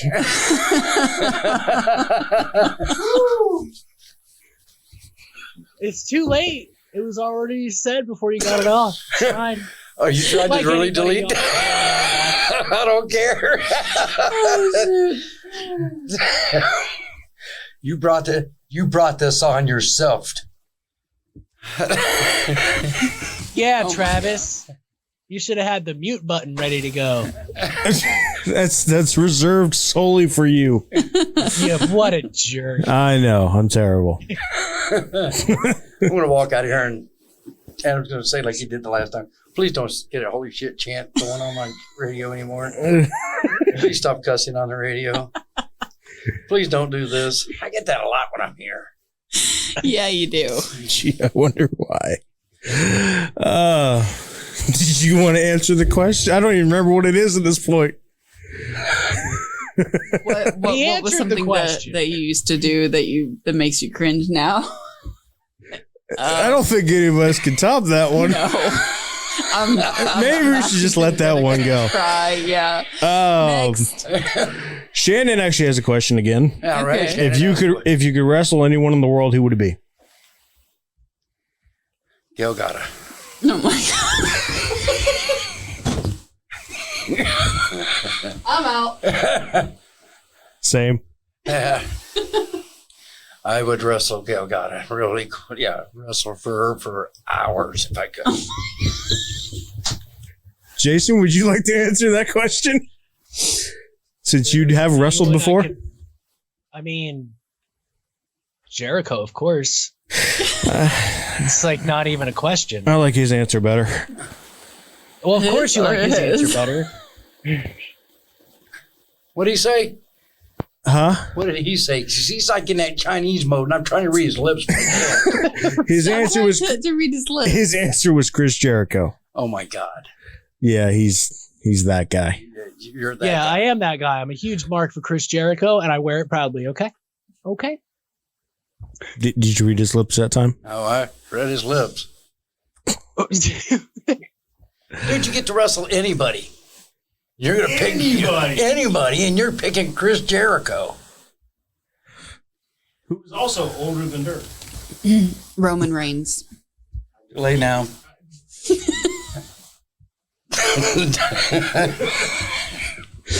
All right. Next question before we get more in trouble. This one's a little tamer. Have you ever cheated on an exam? And how? Cheated on an exam? Yeah, come on. I mean, the answer is obviously yes. I have never. I beg your pardon. No. I look like a guy who needs to cheat to win anything to pass a grade. Bless you. Thank you. Roger Teeter says that you want Super Oprah. I absolutely love Super Oprah, and I would wrestle that woman in a heartbeat. Let's be honest. Let's not bring up a Super Oprah. She's got the hots for me. Oh, I'm sure she does. She's got the hots for me, Roger. Thanks for. I still have a video of Super Oprah going into the producer studio in the TV studio and giving Logan a little smoochy smooch. Oh, really? Uh-huh. Yeah, okay, then. Why do I keep wanting to reach for an empty cup? I don't know. I do know. Where is my... Do you guys have, room service? No. What, you didn't bring your butler? No, I didn't. Why not? Because I wasn't planning on being here. And now here I got an empty cup. Would you run down and get me a cup of coffee?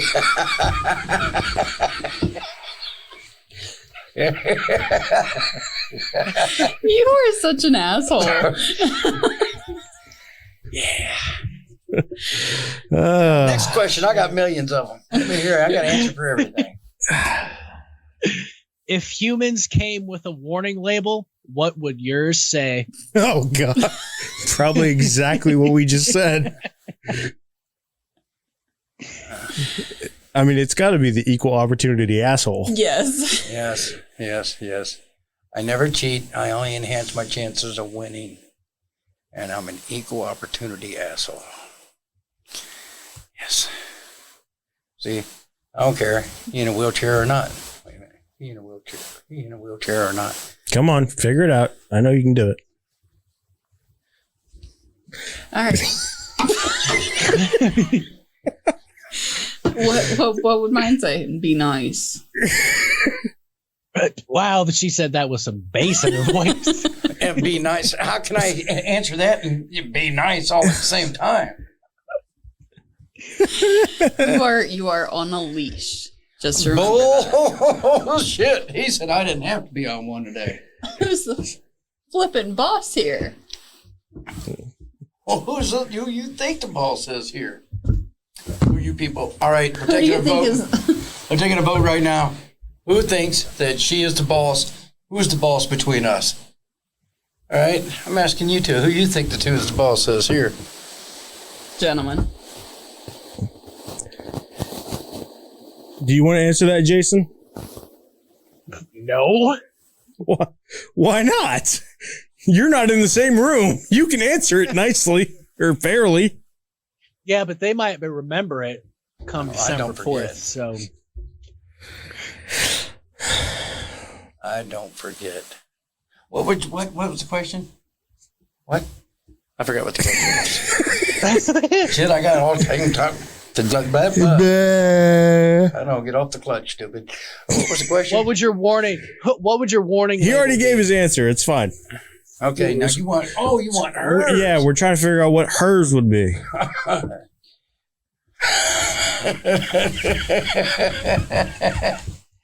ahead, say it. What was the question? Shaken, not stirred. Stupid.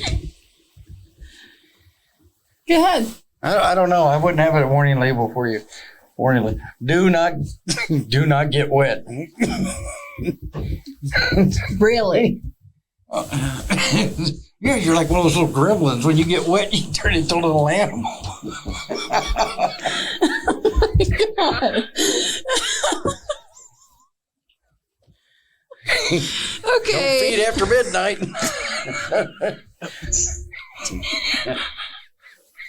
Why is everybody dropping their heads and laughing? I don't understand. All right, who's next? What about you, Travis? What's your warning label, sir? I have no idea. Oh, come Assembly on. required. I like that one.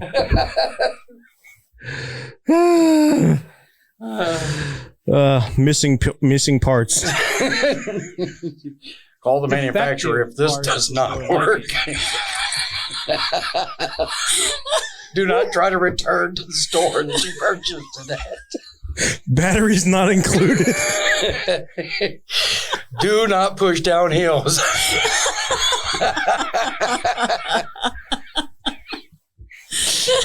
Brakes not always working. Yeah. Where's all the fans at marking their comments? Goodness. Well, Cheyenne Teeters thought it was all funny. I'm not sure what, but so at least. What did he say?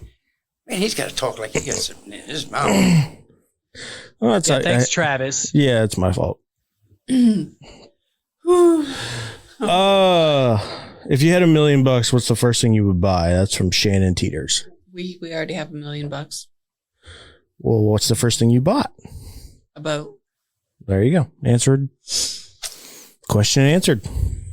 Yes, question answered. And then status towers. No, I had to have my boat. Jason, what about you? First thing. I mean, a house straight up. Buy a boat. Screw the house. The boat comes later. Random Pain loves his pontoon boat more than he loves his wife. I wouldn't say more. I would say equal.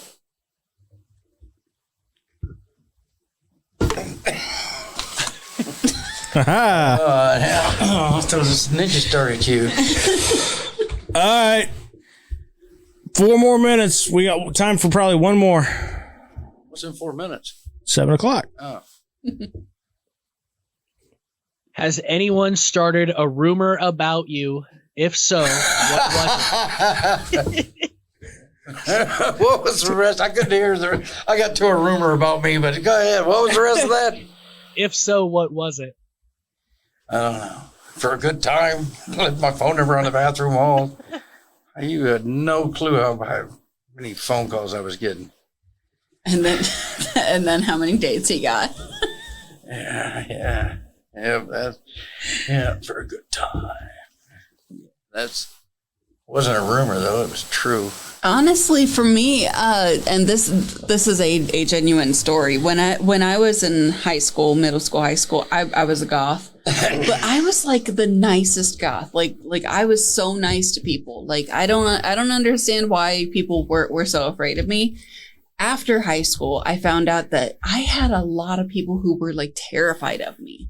Can you stop that? Stop messing with it. I'm going to take it away.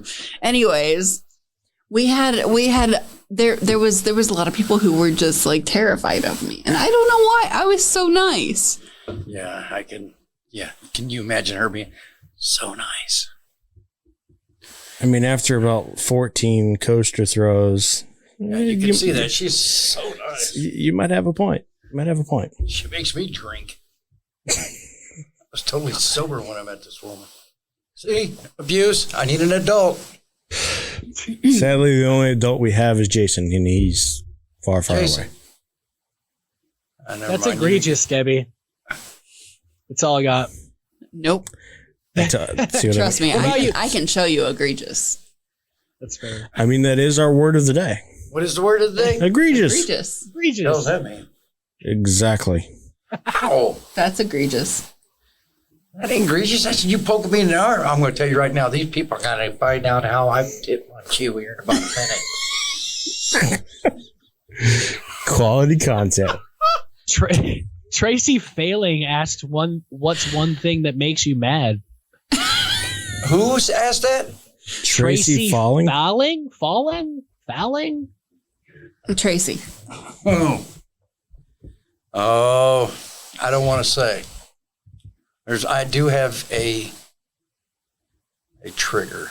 Yes. I have a trigger, and I don't want to say it. Old women? Ooh, can I tell them your mimic thing? Oh no, don't do that. Come on. No. Come on. No. Come on. No. Yeah, yes, I do have a trigger, and it makes me very angry, and He's like ready to fight. Like, I can't control it. So the reason I don't want to tell anybody is because I'm afraid someone would get stupid, and do it thinking that they're being funny.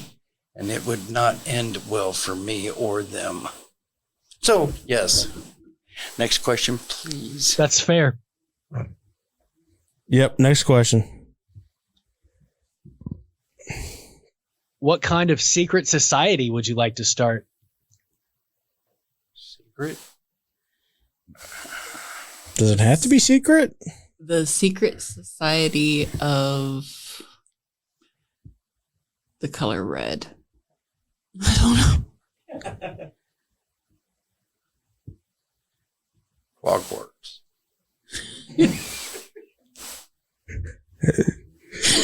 That would be very secretive. It would. It would. No, Roger, you cannot say. No, Roger, don't say it. Be nice. Yeah. Anyways, next question. What's yours? What would yours be? Secret society. I was gonna say something like handicaps that can walk. Handicaps who are faking it. Oh God. I'm going to start that. It's a conspiracy thing I'm going for. Go ahead, do it. Are you gonna do it on Saturday? What's Saturday? This Well, Saturday? no, December 4th. Oh, yeah. You do. You watch and see. I'm going to get you and whoever else is out there and take your chair. What are you going to do? Can't go nowhere. I hope you have to pee, too. I was like, hobble your little ass right on over there while I'm walking around in your wheelchair. You mean rolling around? Yeah, that's it. His would be walking. You married? Nope. Oh, good. Girlfriend? Yep. She's probably hating me right now. Probably not, actually. Anyways, what's the next question? Ask away. Have you ever been attacked or bitten by an animal? Yes. Yeah. Yeah. His wife. I was gonna say that's a loaded question. I was going to say, man, I got that a lot of them. Yeah. Yeah. My wife, she likes to bite me now, attack me. A non-human animal. Non-human animal. Got in a fight with a Bigfoot once. Fought a big shaved silverback once, too. Shut up. I'm glad I'm on this side. Yeah, I fought animals all the time. I fought a big red-headed animal here not too long ago. Well, I think that's all the time we have. No. But it is 7 o'clock. It's past 7 o'clock. So we are going to take a break. And when we come back, who knows? Maybe Jason and I will actually talk some wrestling stuff that we. What's up with this wrestling? I'm just Excuse you. joking. Joking. I think of you and Jason's wrestling. I just want to see what. I meant to do that. Don't break Adam Dell's stuff. Adam, they're throwing shit at me. But when we come back, we might talk about some other wrestling. There, better. Thank you. Okay. I don't want Jason to hit me either. All right, but we are going to take a quick break. Probably plug merch again. Yeah, merch. Woo! Yay. This merch. And then we would if we could. Speaking of this merch, you can find this merch at the ASWA shows, any wrestling show that Random Pain attends, or you can message Random Pain on Facebook and we can discuss shipping. And since you're so good at this, much better than I am about just a general plug, tell us about the winter reunion one more time. Absolutely. So ASWA Wrestling Winter Reunion is Saturday, December 4th at the Malabar School Gymnasium. That is 205 West Cook Road, Mansfield, Ohio. Doors open at 6, bell time is 7. You'll see live in-your-face action such as Impact Wrestling TV superstar Madman Fulton. Yes, that is the main event monster. Madman Fulton is going to be in Mansfield, Ohio. This is for the heavyweight title tournament, everybody. We will see you there. And tickets are available at... Yes, tickets are available online at aswalive.com or at Showplace Rent to Own in Ashland, on Ashland Road, Mansfield, Ohio, or in Ashland, Ohio on Commerce Parkway. Absolutely. And if you can't make it, check it out on Score on Air Networks. I believe Facebook page, maybe YouTube. Facebook and YouTube page. It'll be on both? Yep. Cool. All right. So if you do miss the show, you can still catch it on those 2 spots. So check it out. Thank you guys so much for joining us. Well, her, not so much you. it's all about me. Unfortunately, it did have to be, but thankfully, we're going to fix that here in a minute. We're going to take a break. We'll be right back right after this.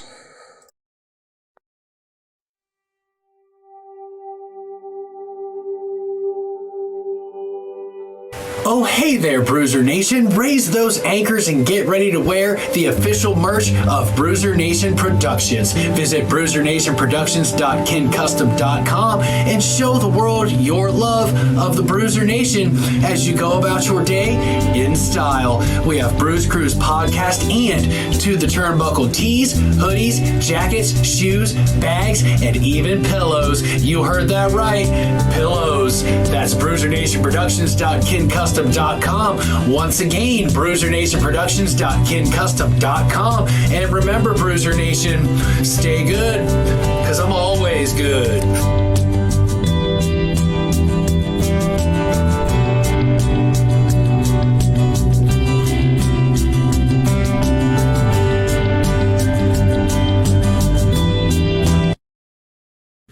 In sports, you want to have a player that can get the job done right every time.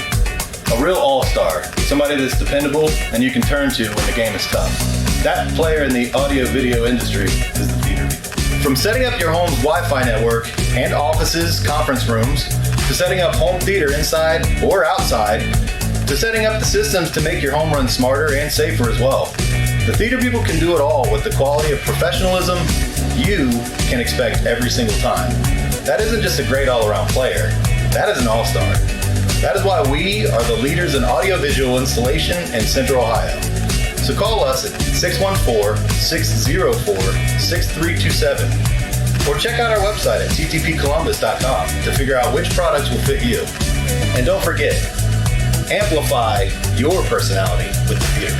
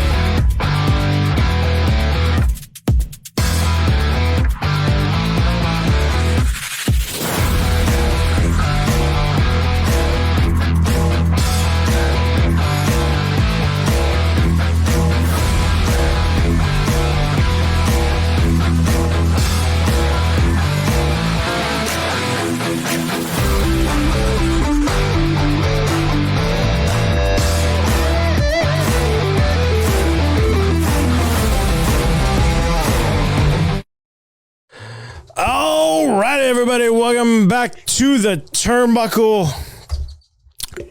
We have finally kicked out our guests. It was a sad time, but it had to be done. I almost cried. You did. I could see the tears. You were very distraught about it. But he had to go, or else he was probably going to get us in trouble with Adam even more than he already did. And they're back. Yes, that will definitely go up on the wall. Did she get us a picture? She did. She gave us a picture. Yeah. And now Random Pain is staring at me from the hallway. And he flipped me. He flipped me off. All right. So, you want to talk some other wrestling? Okay. Do we have to? I mean, there was some good stuff. There was. But we're not going to talk about the good stuff. Let's talk about some bad stuff first. Fair enough. Let's talk about the budget cuts, man. More budget cuts. You mean corporate America 101? Turn record profits and lay off, more than half of your employees. I was going to say more. We got sick and tired of paying you to sit on your ass, so let's just send you home instead. Well, whose fault is that?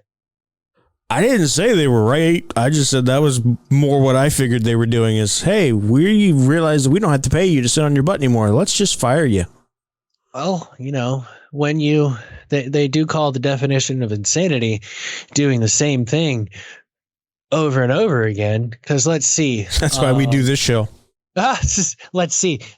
He tried to kill the Indies, and then WCW came. And then after he beat WCW, tried to kill the Indies again, and now AEW showed up. Maybe he should just stop trying to kill the Indies. Probably, but he's not gonna.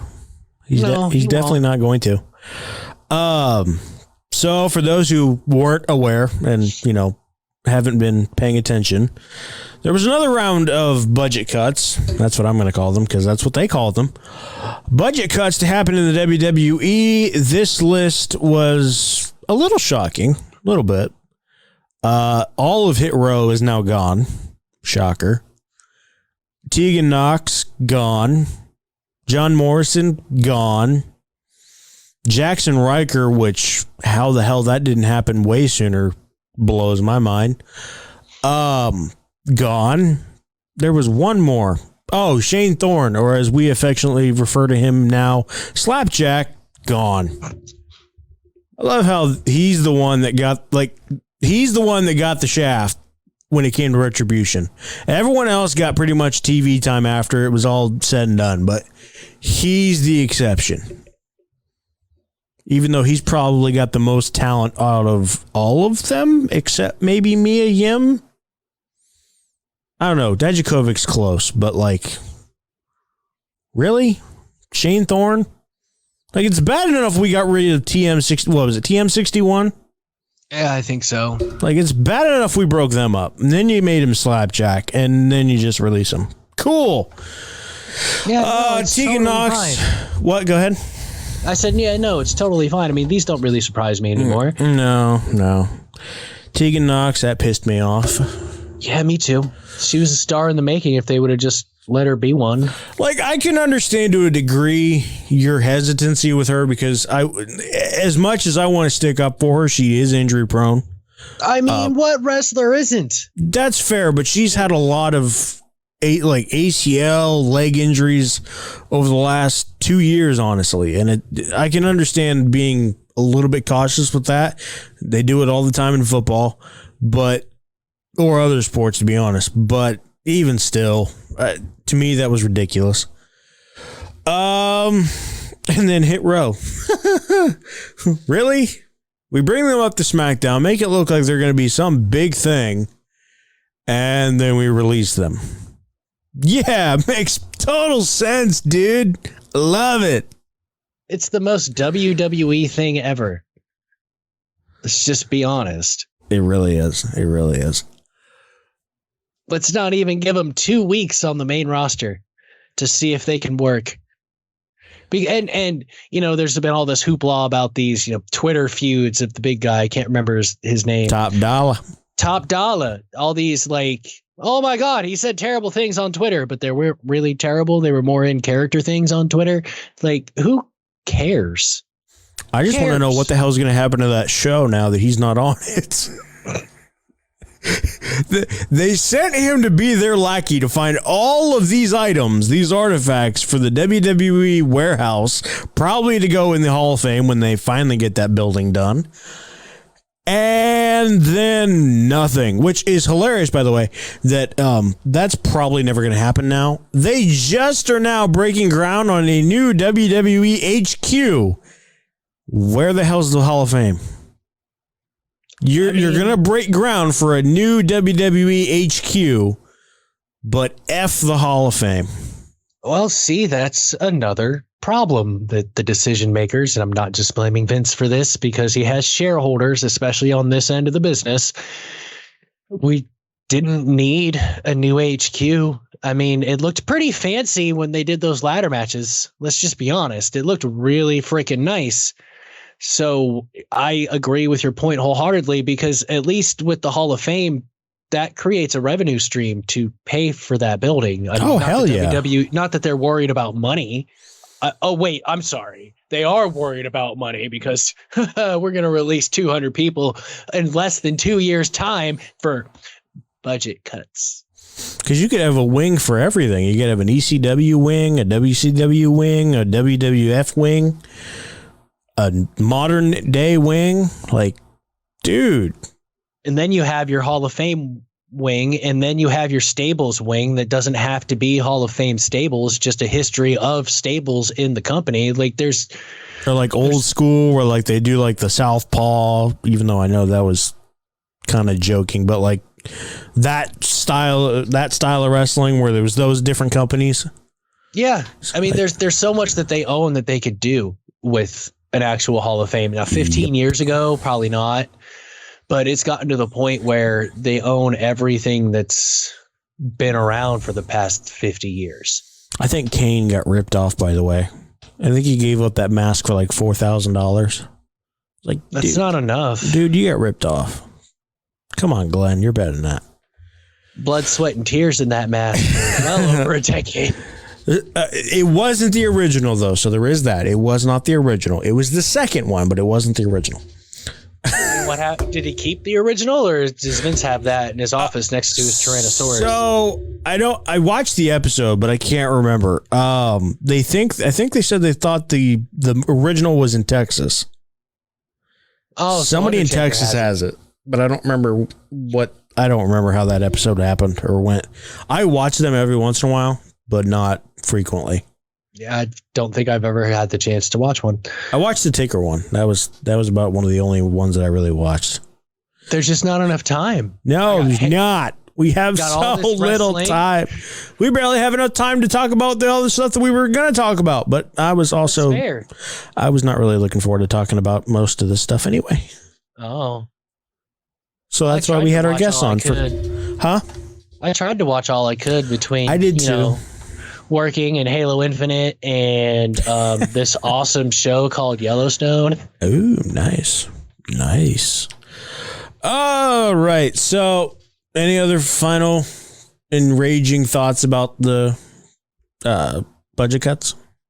Stop calling them independent contractors, you jerks. They're not.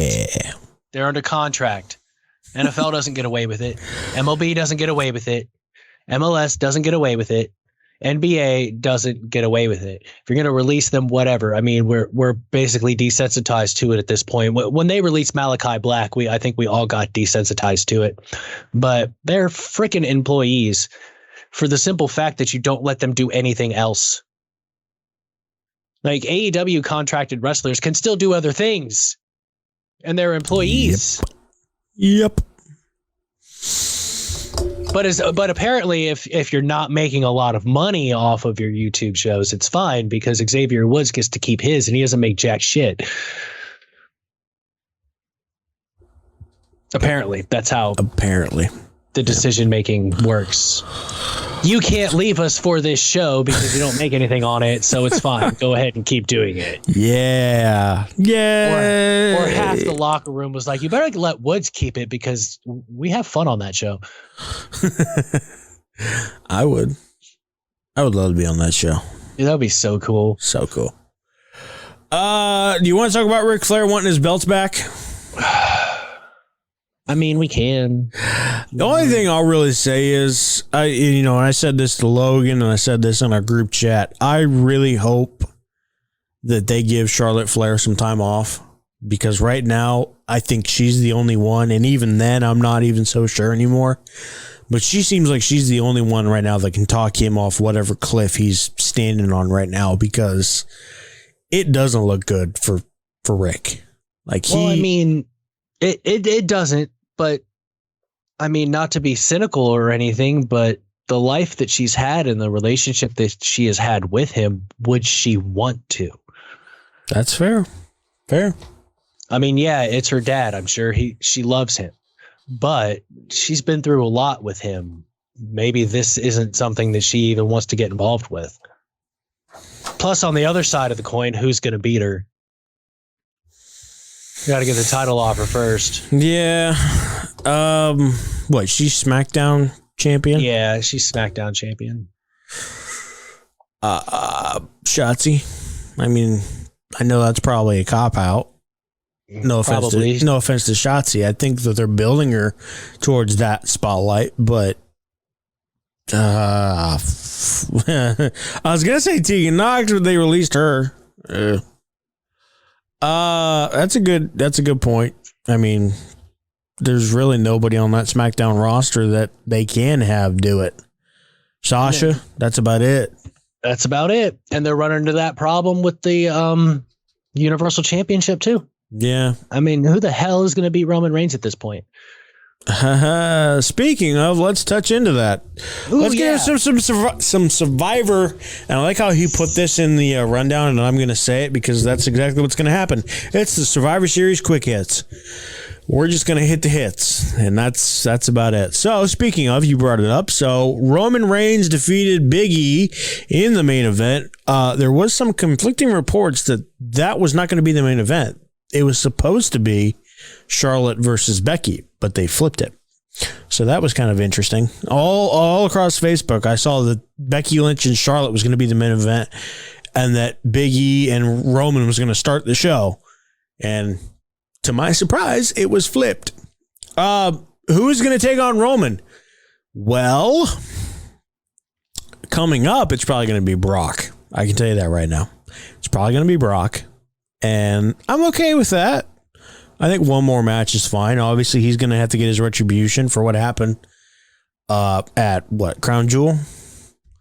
So It's probably going to be Brock. But we did just have the 25th anniversary of The Rock.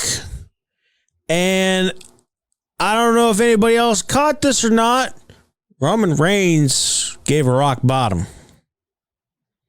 So what's next for Roman Reigns and who's going to beat him? It's going to be his cousin.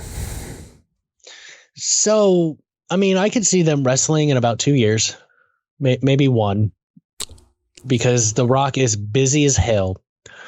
But if you give the title to The Rock, that's a problem. It's almost as big of a problem as giving the title to Brock Lesnar, because neither one of them can be around enough to truly put the title over. Brock Lesnar is won by contractual obligations. I mean, The Rock's is too. I mean, he's not going to stop making movies. No. That's why he wasn't there. He was in Europe. Anybody that wasn't aware of that and was upset that The Rock didn't show up at Survivor Series, are you surprised? He's a busy man. Oh no, Rocky didn't show. But and now they're in a corner. Yeah. Give it to the Rock for a month. Who takes it from the Rock?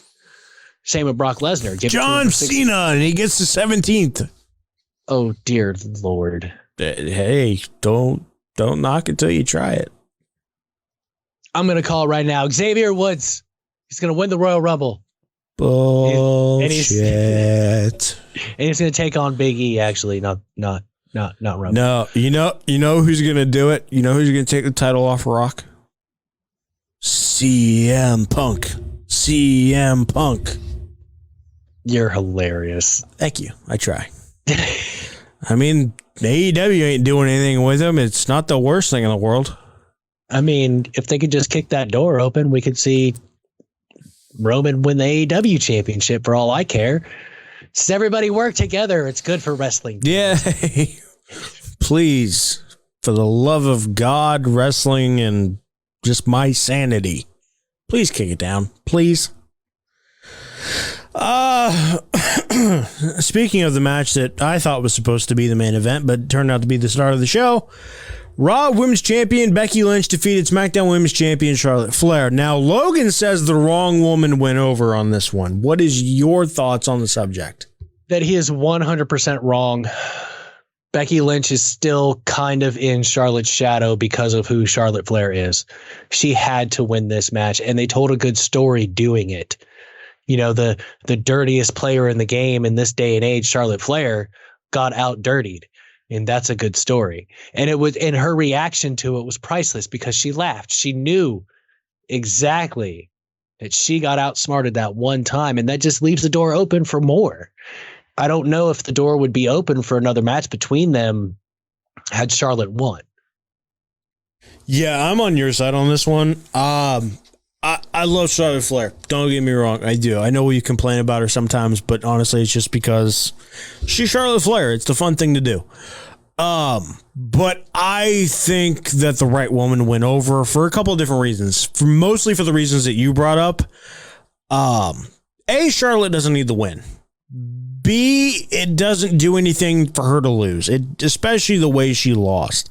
Like, it's bad enough that we feel like we had to do that for her to lose. She lost by crook means. Like, get that straight. Charlotte Flair lost by crook means. Like, that rarely ever happens to Charlotte Flair. So it's something that I'm not upset about. I think the right woman went over. But the biggest thing for me is something kind of that I already touched on, and that's I think they need to give Charlotte Flair some time off, especially if the rumors of her and Becky Lynch having a problem with each other are true. It sounds like Charlotte Flair is going through some stuff. Either that or Becky is, but one of them needs to take a break because if the rumors are true and they really did have some serious backstage problems with each other, somebody's going to have to take a step back and take a breather. And especially with everything going on with Rick, I feel like now's the time to push Becky back to the moon and bring Charlotte Flair back down a peg. Here's the thing. She's Charlotte freaking Flair. I know we saved that for Seth Rollins, but she is Charlotte freaking Flair. She is Teflon. Nothing that happens to Charlotte Flair can damage the reputation of Charlotte Flair. It's not possible anymore. It just isn't. She is arguably the greatest women's wrestler of all time. She's fine. Taking a loss in a Survivor Series match that had no implications doesn't really mean a lot. And especially, like, that was our biggest critique of Survivor Series over the last, 10 years? There's no incentive. So what does it matter that she lost a match against Becky Lynch, who's a champion in her own right? It's fine. No need to really be that concerned with it. So I thought right woman went over. Yeah, and I mean, while we bring up the incentive part, I mean, that's not a hard thing to do. So first of all, have the draft after Survivor Series. Yes, please. That's first and foremost, because why in the hell do you give a shit about a show that you've been on for 6 weeks? You don't care. There's no familiarity. There's no love for the brand. I mean, you can't develop that in 6 weeks. It's not how life works. And then they can be as simple as like what Xavier Woods said, the winning team or the winners or whichever match you decide has these incentives gets premium spots in the Royal Rumble. Or if you move the draft to after Survivor Series, you're either singles matches, you're saved. You can't be picked. Survivor Series matches, you get the first 5 picks. Like, it's not a difficult thing to try to sum up something different to try to pull this off and make it mean something. I'd like to think about the Rumble. Yeah, no, the Rumble would be legit. You put the winners in the last 5 spots and the losers in the first 5 spots. Yeah. I think that'd be fine. And like the winning brand gets the last entrant, and you can have like a battle royal to decide, or like if, between the 2 champions or whoever the sole survivor is for whatever 5-on-5 team, that person gets the 30th spot in the Rumble. I don't know. You can come up with something about it, but I think that would be the way to go about it.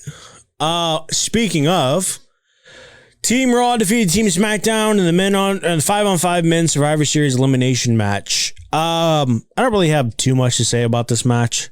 It was good. Wasn't great. It was good. Couple good storylines coming out of it. Seth and Kevin, that should be interesting. It was interesting on Monday, especially for Seth. Dear God. Which we will try to get into before we run out of time. We have to get into that. We definitely have to. Bobby looked strong in that one. I thought that was pretty cool. I was surprised with the feud between him and Drew. Like, I get what they were hearkening back to, but it almost seemed like they were trying to set up a revival of that feud, and I don't understand why. Now, why would that be? Is that because they're on different shows? Right. Like, why? It's cool if you want to have them have heat, but like Drew standing in the ring, like talking to him after it's all said and done. Like, why? I don't get that. I did like Seth, though, tapping him on the shoulder, like, bye-bye. Yeah, bye-bye. Hilarious. Oh, it's Seth. a nice Glasgow kiss, too. Oh, it was. Right in the kisser. And then, of course, the big story that everyone's talking about out of Survivor Series, the damn egg. My sentiments exactly, buddy. My sentiments exactly. An egg. Well, I think the worst part is he had the whole segment of him coming out of the limo with a bunch of lower mid-carders that most of their friends just got released like a week ago. And now we got to cheer this guy on with this stupid ass egg. Like, I get like 25th anniversary of The Rock. I get it. I get it. But I think it was a little much to bring a freaking egg from The Rock's new movie. Sure, they're a sponsor. Okay, that's fine. But like The Rock needs the publicity because it's not like Vince said the egg from Red Notice. No, he didn't say that. The Rock gave me this egg, $100 million egg. Well, didn't he kind of say it's not the prop, it's the real deal? Oh yeah, because that told everybody what it was from. There's that dang fly again. Sorry, sidetracked. ADHD, man. It's a real thing. Insect in the studio moment happened. Yeah. I'm fearing for my life, man. Help me. And part of my nostalgia got a little bit hurt by the 25th anniversary of The Rock at Survivor Series. Because, yeah, he debuted 25 years ago at Survivor Series. Mm-hmm. But they didn't bring up the most important Survivor Series in The Rock's legacy. And quite frankly, the most important Survivor Series in my wrestling fandom, the Deadly Game Tournament, when he became WWF champion for the very first time, was coincidentally the first pay-per-view I ever had my parents purchase for me. It's probably because they know every time they mention that name, they get sued by the actual WWF. I mean, they don't have to say that. Just say the Deadly Game. They brought up 25 years ago at Survivor Series. They didn't say WWF. That's true. They could have very simply just played some clips. Yeah, I guess. Remember when he joined the corporation? I mean, come on, it's not hard. No. They try too hard sometimes. Sometimes. And this egregious battle royal, like Omos looked good, cool, sweet. The hell does he get out of this? Absolutely nothing. Yay! More no incentives. Yes. I'll let you get to the top of the card, pal. Just sell that merch, pal. Oh, wait, nope. I'm going to release you now, pal. Yep. You know what? To put the icing on the cake, we're going to give the guy that took the egg a world title shot. None of you get one, but the guy that stole my egg gets a title shot. Yeah. I like the cut of your jib. Because nobody likes a snitch. Oh, man. Anything else on Survivor Series you want to touch on? No, I think that's it. Like I said, this is going to be a quick hits because we are running low on time, which is my fault. I liked having our guests here, and we kept them around for a little while, but it was fun. We had lots of laughs. Yes, we did. Too many, probably, especially on certain things. No, there's never too many. We'll probably get in trouble for half of that stuff, but it's fine. I mean, you'll get in trouble. Adam sees you. All right, let's briefly run through AEW Dynamite. So Kenny Omega is taking some time off. Did he get injured at Full Gear? He's been working with injured shoulders and a hernia and something else for months. So that tells you how they do much this. It tells him how important it is to him to not only be the top guy in the company, but make sure that the story they were trying to tell to put his real life friend over and on top of the company means to him. This is one of the reasons why I like Kenny Omega so much. He didn't have to. He didn't have to do this. He didn't have to wrestle for months injured like this. That's like, fair. I still need to go back and watch the match again because there was a lot of, he came out and he said, I can figure out how to do this match without using my shoulders a lot. Now that I know that, I want to see and pay attention to how he worked around all of that. I mean, it's kind of impressive. Yeah. To do all that as hurt as he was. I mean, that's old school mentality as hell. And I'm not saying other wrestlers don't do it, but there's a difference between working hurt and working injured. And if he needs 3 surgeries, he's been working injured. Yeah, no kidding. Well, I was going to kind of compare it to Daniel Bryan in a sense, like seeing how he has formatted his style, and especially like the running kicks into the turnbuckle, how he formatted that so he didn't land on his head and neck. Like, it's kind of cool to go back and watch that kind of stuff. Mm-hmm. So, and Kenny's gonna have to do that. He's gonna have to alter his game a little bit. I mean, he doesn't do a lot of things that add a lot of pressure on his shoulders. So I'm sure it was just wear and tear. Because I mean, he gives the dragon suplex. He doesn't take it very often. I have to sit back and think of what moves he's taken that causes a lot of impact. I think it was just wear and tear. Maybe? I mean, that could cause a lot of pressure on your shoulders. You put somebody up there wrong or you lift them off wrong, and you're tearing something right there. And like when you land, like I would feel like there's some reverberation there. Oh, for sure. But is that going to affect your shoulders or your back? That's true. Good point. I don't know. I've never given a one-winged angel, so I have no idea. I've never given or taken one, so can't tell you. Fair enough. Speaking of Bryan Danielson, he turned heel against Hangman Adam Page in Hangman Adam Page's championship celebration. Why? That was going to be my question. Like, I like heel Daniel Bryan because he's really mean when he's a heel. Like, it's kind of hilarious. But there's no explanation at all. And we need to have one, which is a rare AEW thing. Normally they give you reasons. I mean, maybe not Matt Hardy. He doesn't normally give us reasons for anything. But normally there's, a build to a heel turn. I mean, even WWE does it where there's a build to it. Unless you're talking about the Big Show. Yeah, I was confused. Like, I'm like you. Like, I like heel Daniel Bryan at times because he's a prick and he's a cocky prick, and that's fun. I wish Random Payne was in the room. I know, right? Oh, geez.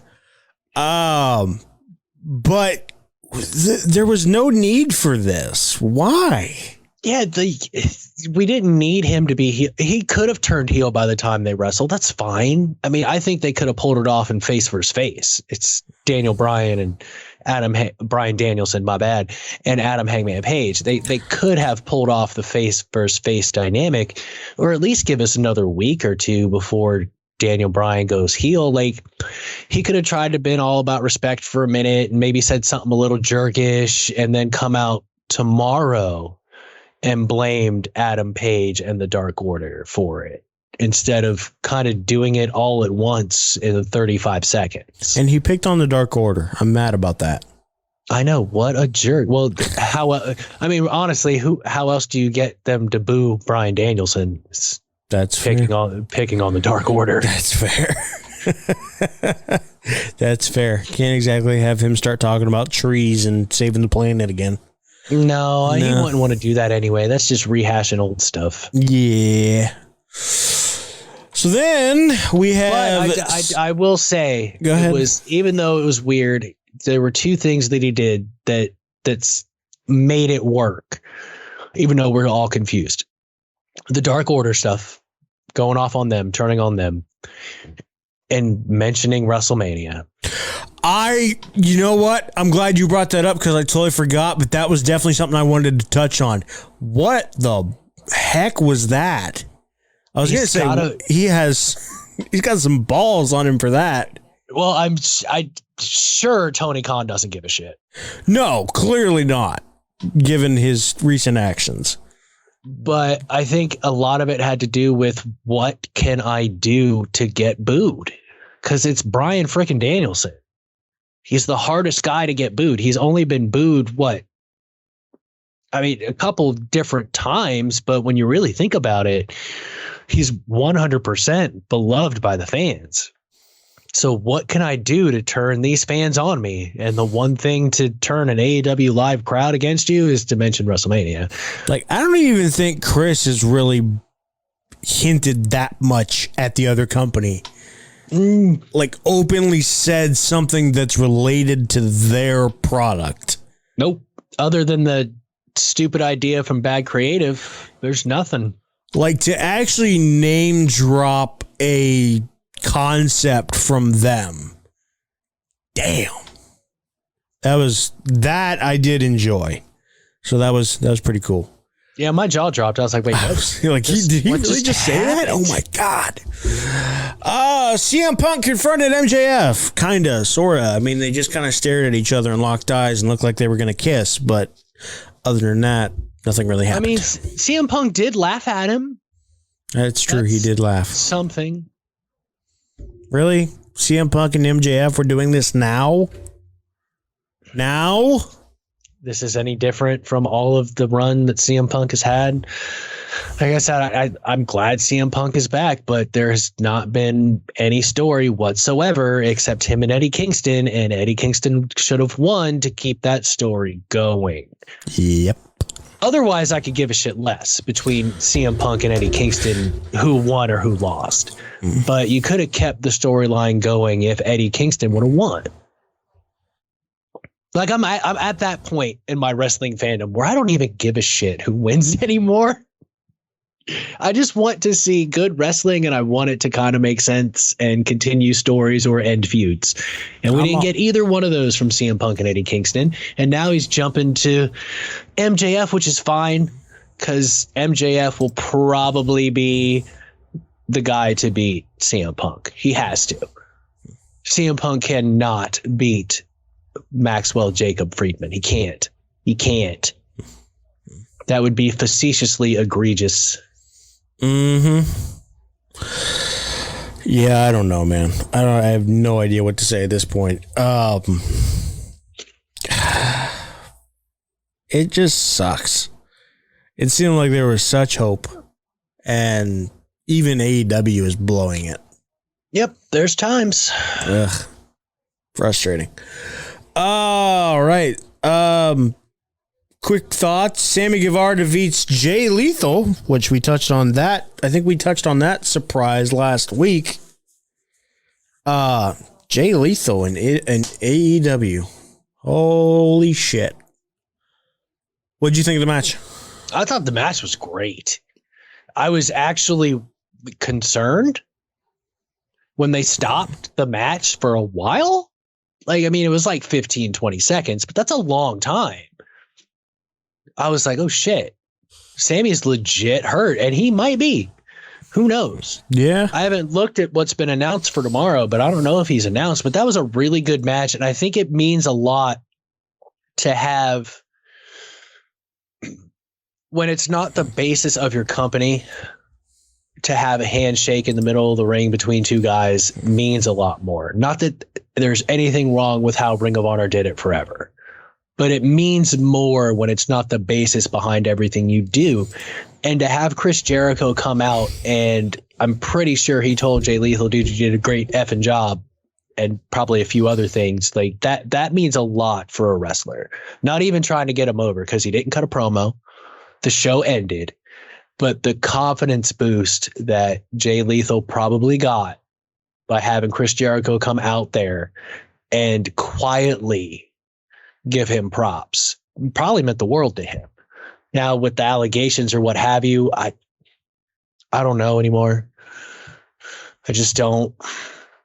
Some allegations are blind allegations. Some allegations are true. I mean, we touched on it with Ric Flair. How long ago was it?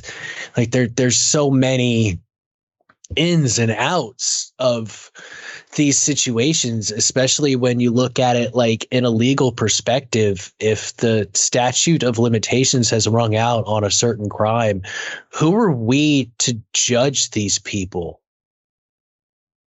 If they can't get arrested and can't get sued for it, who are we to sit here and cancel them for it? Right. It just makes no sense. Does it make it any better? No, hell no, it doesn't. But if nothing can be done, what's the point?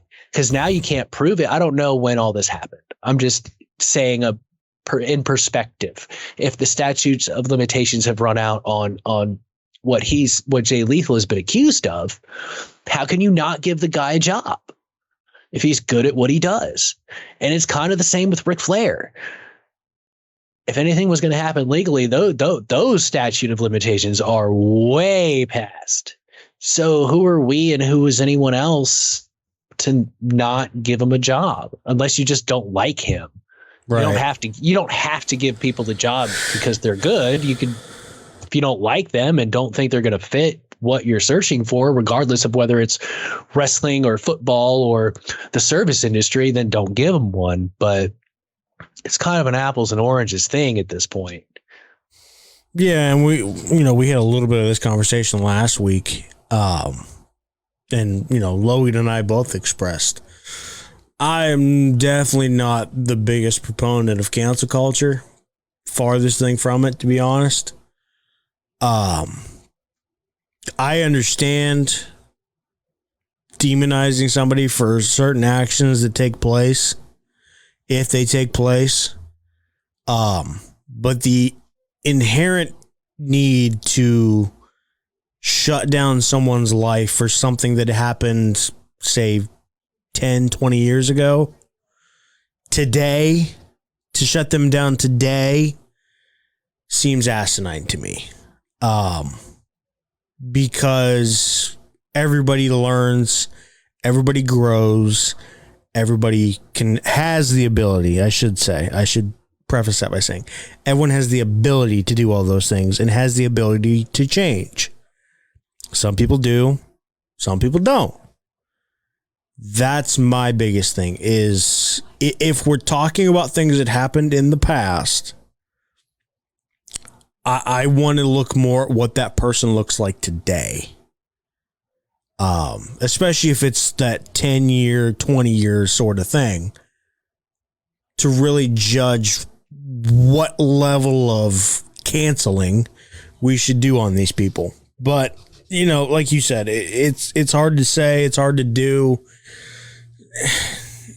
especially with allegations. Like, especially in the world we live in today, allegations might as well mean convictions, because as soon as you are accused of anything, it seems like you're almost immediately made guilty in the eye of the public. So, well, and I'll be honest, it's not new.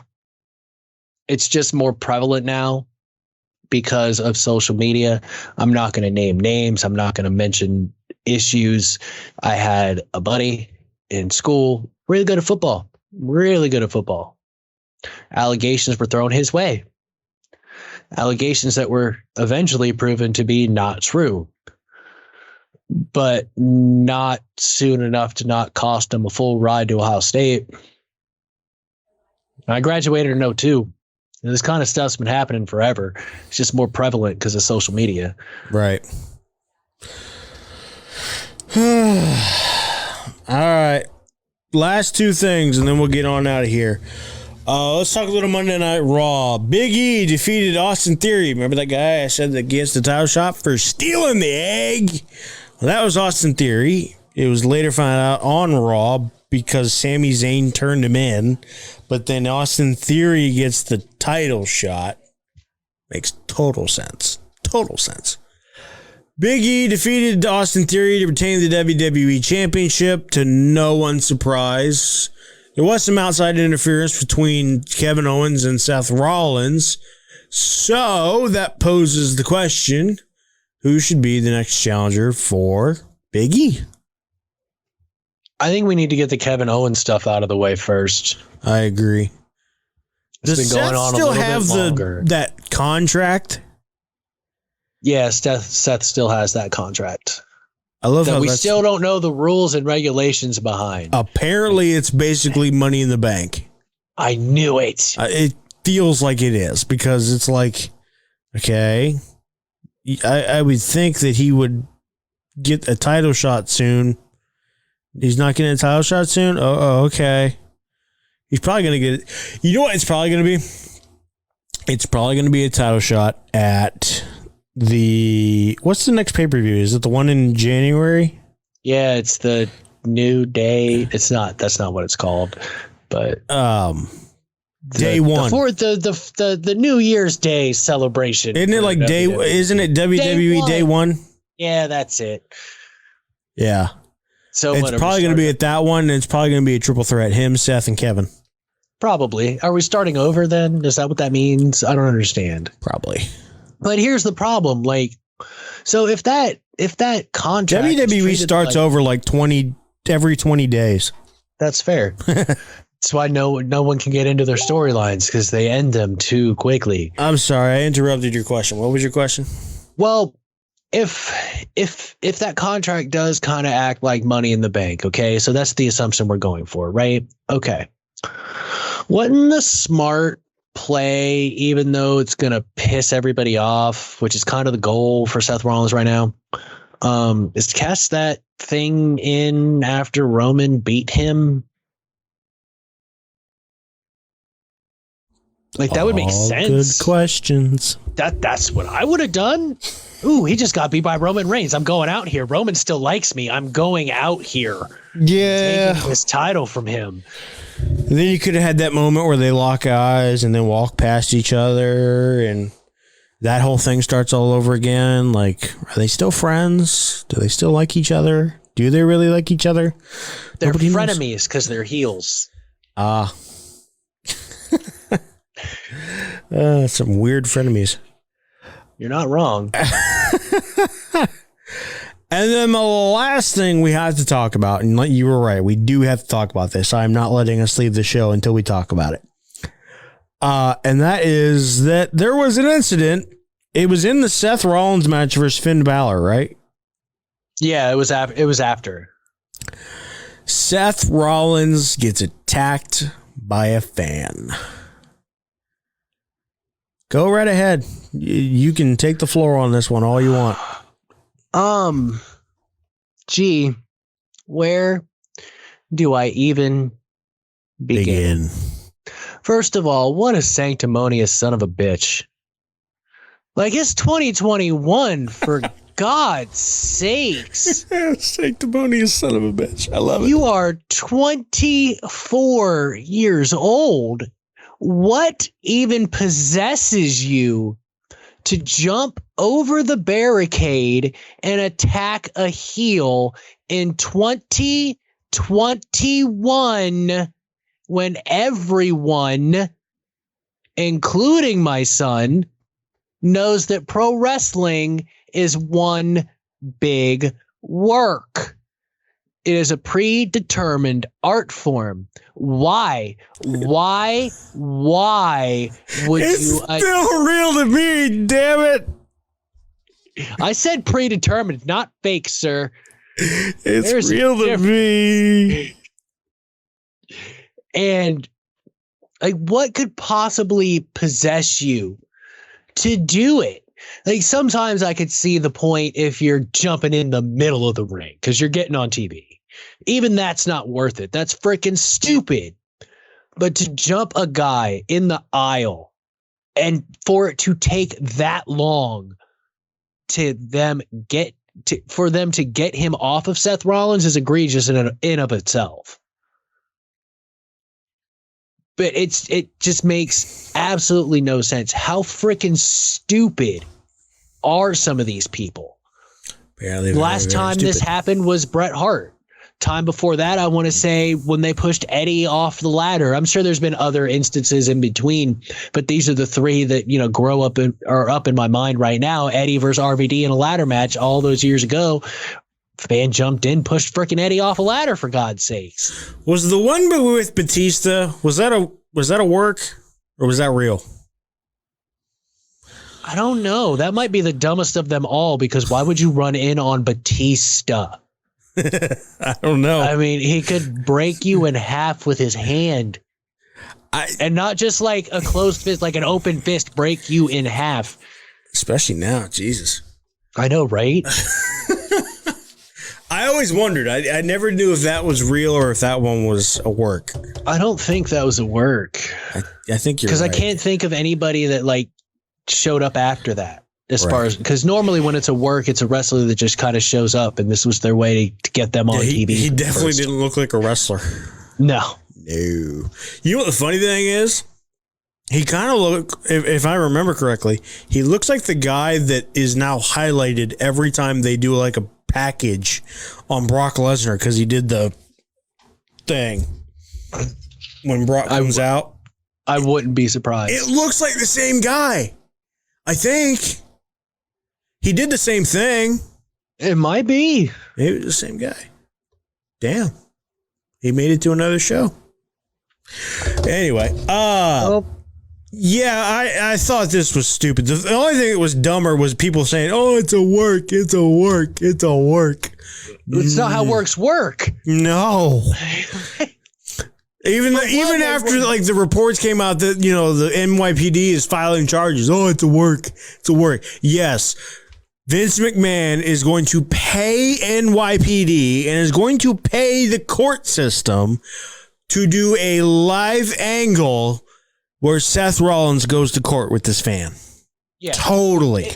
Exactly. That's not going to do anything, because anytime anyone has ever gotten arrested on TV, it's always they're going to the authorities or whatever. They never name, just like with medical facilities, they never name the medical facility when it's a work. They never name the police authorities when it's a work. They just use the, generic form of wherever they are.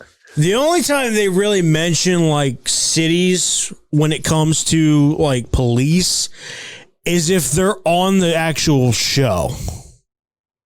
Yeah. Like anytime it's like Goldberg, for example, like anytime he was on the show and they used NYPD for security, or like when Steph gets arrested or somebody else gets arrested, like they'll bring up the city name of, or, like the NYPD is arresting so-and-so. Like they'll do that. But as far as charges and everything, like there was even a court date set already and people were still like, oh, it's a work. It's a work. I hate wrestling Facebook. I hate wrestling Twitter. They all piss me off. You just don't follow the right people on wrestling Twitter. I clearly don't. Clearly. Because the only ones I see tick me off. I follow wholesome individuals that follow me that love just pro wrestling whatsoever. I mean, sometimes the assholes show up on their feeds, but most of the time it's all right. Yeah. But you know what I hope? What? I hope that for the next 10 years, that man's face is at the front entrance of every WWE event around the world. Oh, it probably will be. It probably will be. I mean, I don't know. Really, to be honest, the guy that tackled Brett should have been. Yeah, he should have. And I don't just mean just for the security guards to see and the ticket takers to see. I mean for everyone to see so that we can all go, oh, no, you don't belong here. Get out. Yeah. Because you don't. It's a show. You don't belong here. There's something wrong with you in the brain. I mean, I can tell you what's wrong with him. He's 24 years old. He thinks he's freaking invincible. That's the problem. I mean, I wasn't that stupid at 24. I was You're taking implying, superplexes. though, that everyone is as smart as we are. That's fair. That's I mean, fair. we're pretty smart. I mean, we try. We try. But yeah, that's the problem. He was 24 years old. It's not even, it probably wasn't even that, like, he's thinking, oh, Seth Rollins is a dick. I'm going to smack him upside his head. He's probably like, I can take him. And then tried it. And kind of won, actually. Which, well, he only had him by like 150 pounds, for God's sakes. Yeah, that's fair. And all he did was like lay on top of him for a minute. Do you think he'll get a contract? He better freaking not. I mean, he tackled Seth pretty good. I mean, he's probably got a killer spear. Look, if Vince gives that guy a contract, I quit. No, hear me out. AEW only. Hear me out. AEW only from here on out. I quit. Hear me out. That fan versus Goldberg at WrestleMania.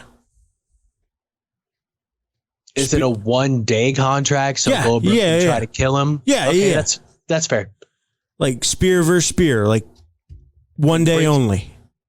Or we just say bring some realism to it and say no holds barred. You thought you could hang with the wrestlers. I got an opponent for you. Brock Lesnar.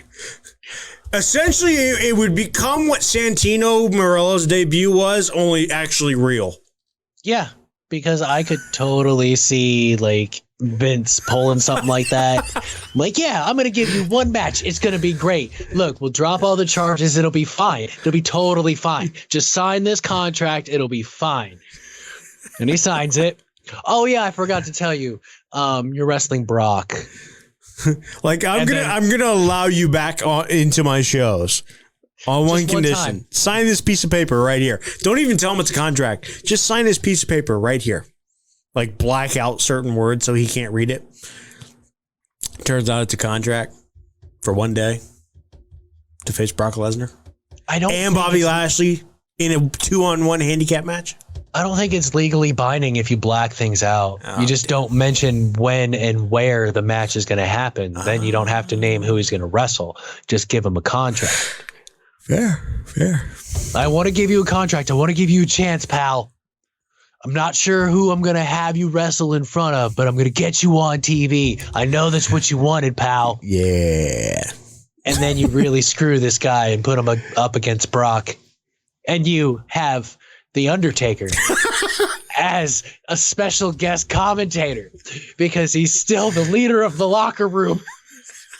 And he will expect certain things from Brock Lesnar to do to this dumbass fan that thought it was okay to attack a pro wrestler. I would love that. Logan would too. Yeah, he would. And the whole time, The Undertaker's just sitting there talking. This freaking idiot. This stupid ass, this dumbass guy thought he could hang with people like us. No. I know Logan would hate it, but I do want to see like backstage segment Undertaker. Like what kind? Like normal backstage Undertaker. Like chilling, hanging out, talking to the boys. Like he becomes a member of like Like he's essentially what Pierce is now. Like I want to see him. I want to see GM Taker. I think that would be legit. Or just, hanging out in the backs and like see segments like that. Like, yeah. Like pull back the curtain a little bit on what he used to do. Yes. That'd be kind of legit. Like all the other people that, all the legends that they bring back, yeah, they do their shtick, but they're kind of, they're more chill now. I want to see a more chill Undertaker. Like on a WWE show. I think that would be hilarious. Like you don't know if he's going to tombstone you, but you feel like you could have a beer with him, but you're also kind of scared that he might choke slam you to hell still because he still, for some reason, has those powers. Look, I would still have a beer with Undertaker, even if it meant I had to take a choke slam. True. Same. Anything else you want to touch on? I know we're way over time, but no, I think that's it. Okay. I don't think there was anything else. I don't know. It wasn't a very long rundown because we had guests, so I think that's it. We did, and they were lovely. Well, they were lovely. That was a lot of fun. One of them was. The other one, not so much. You're just mad because your feelings got hurt. He threatened to push me down the stairs. Like I haven't done that before. Nah, that's fair. Anyway, I am Hot Wheels Travis Napper. That is Jason Bruiser McCarthy.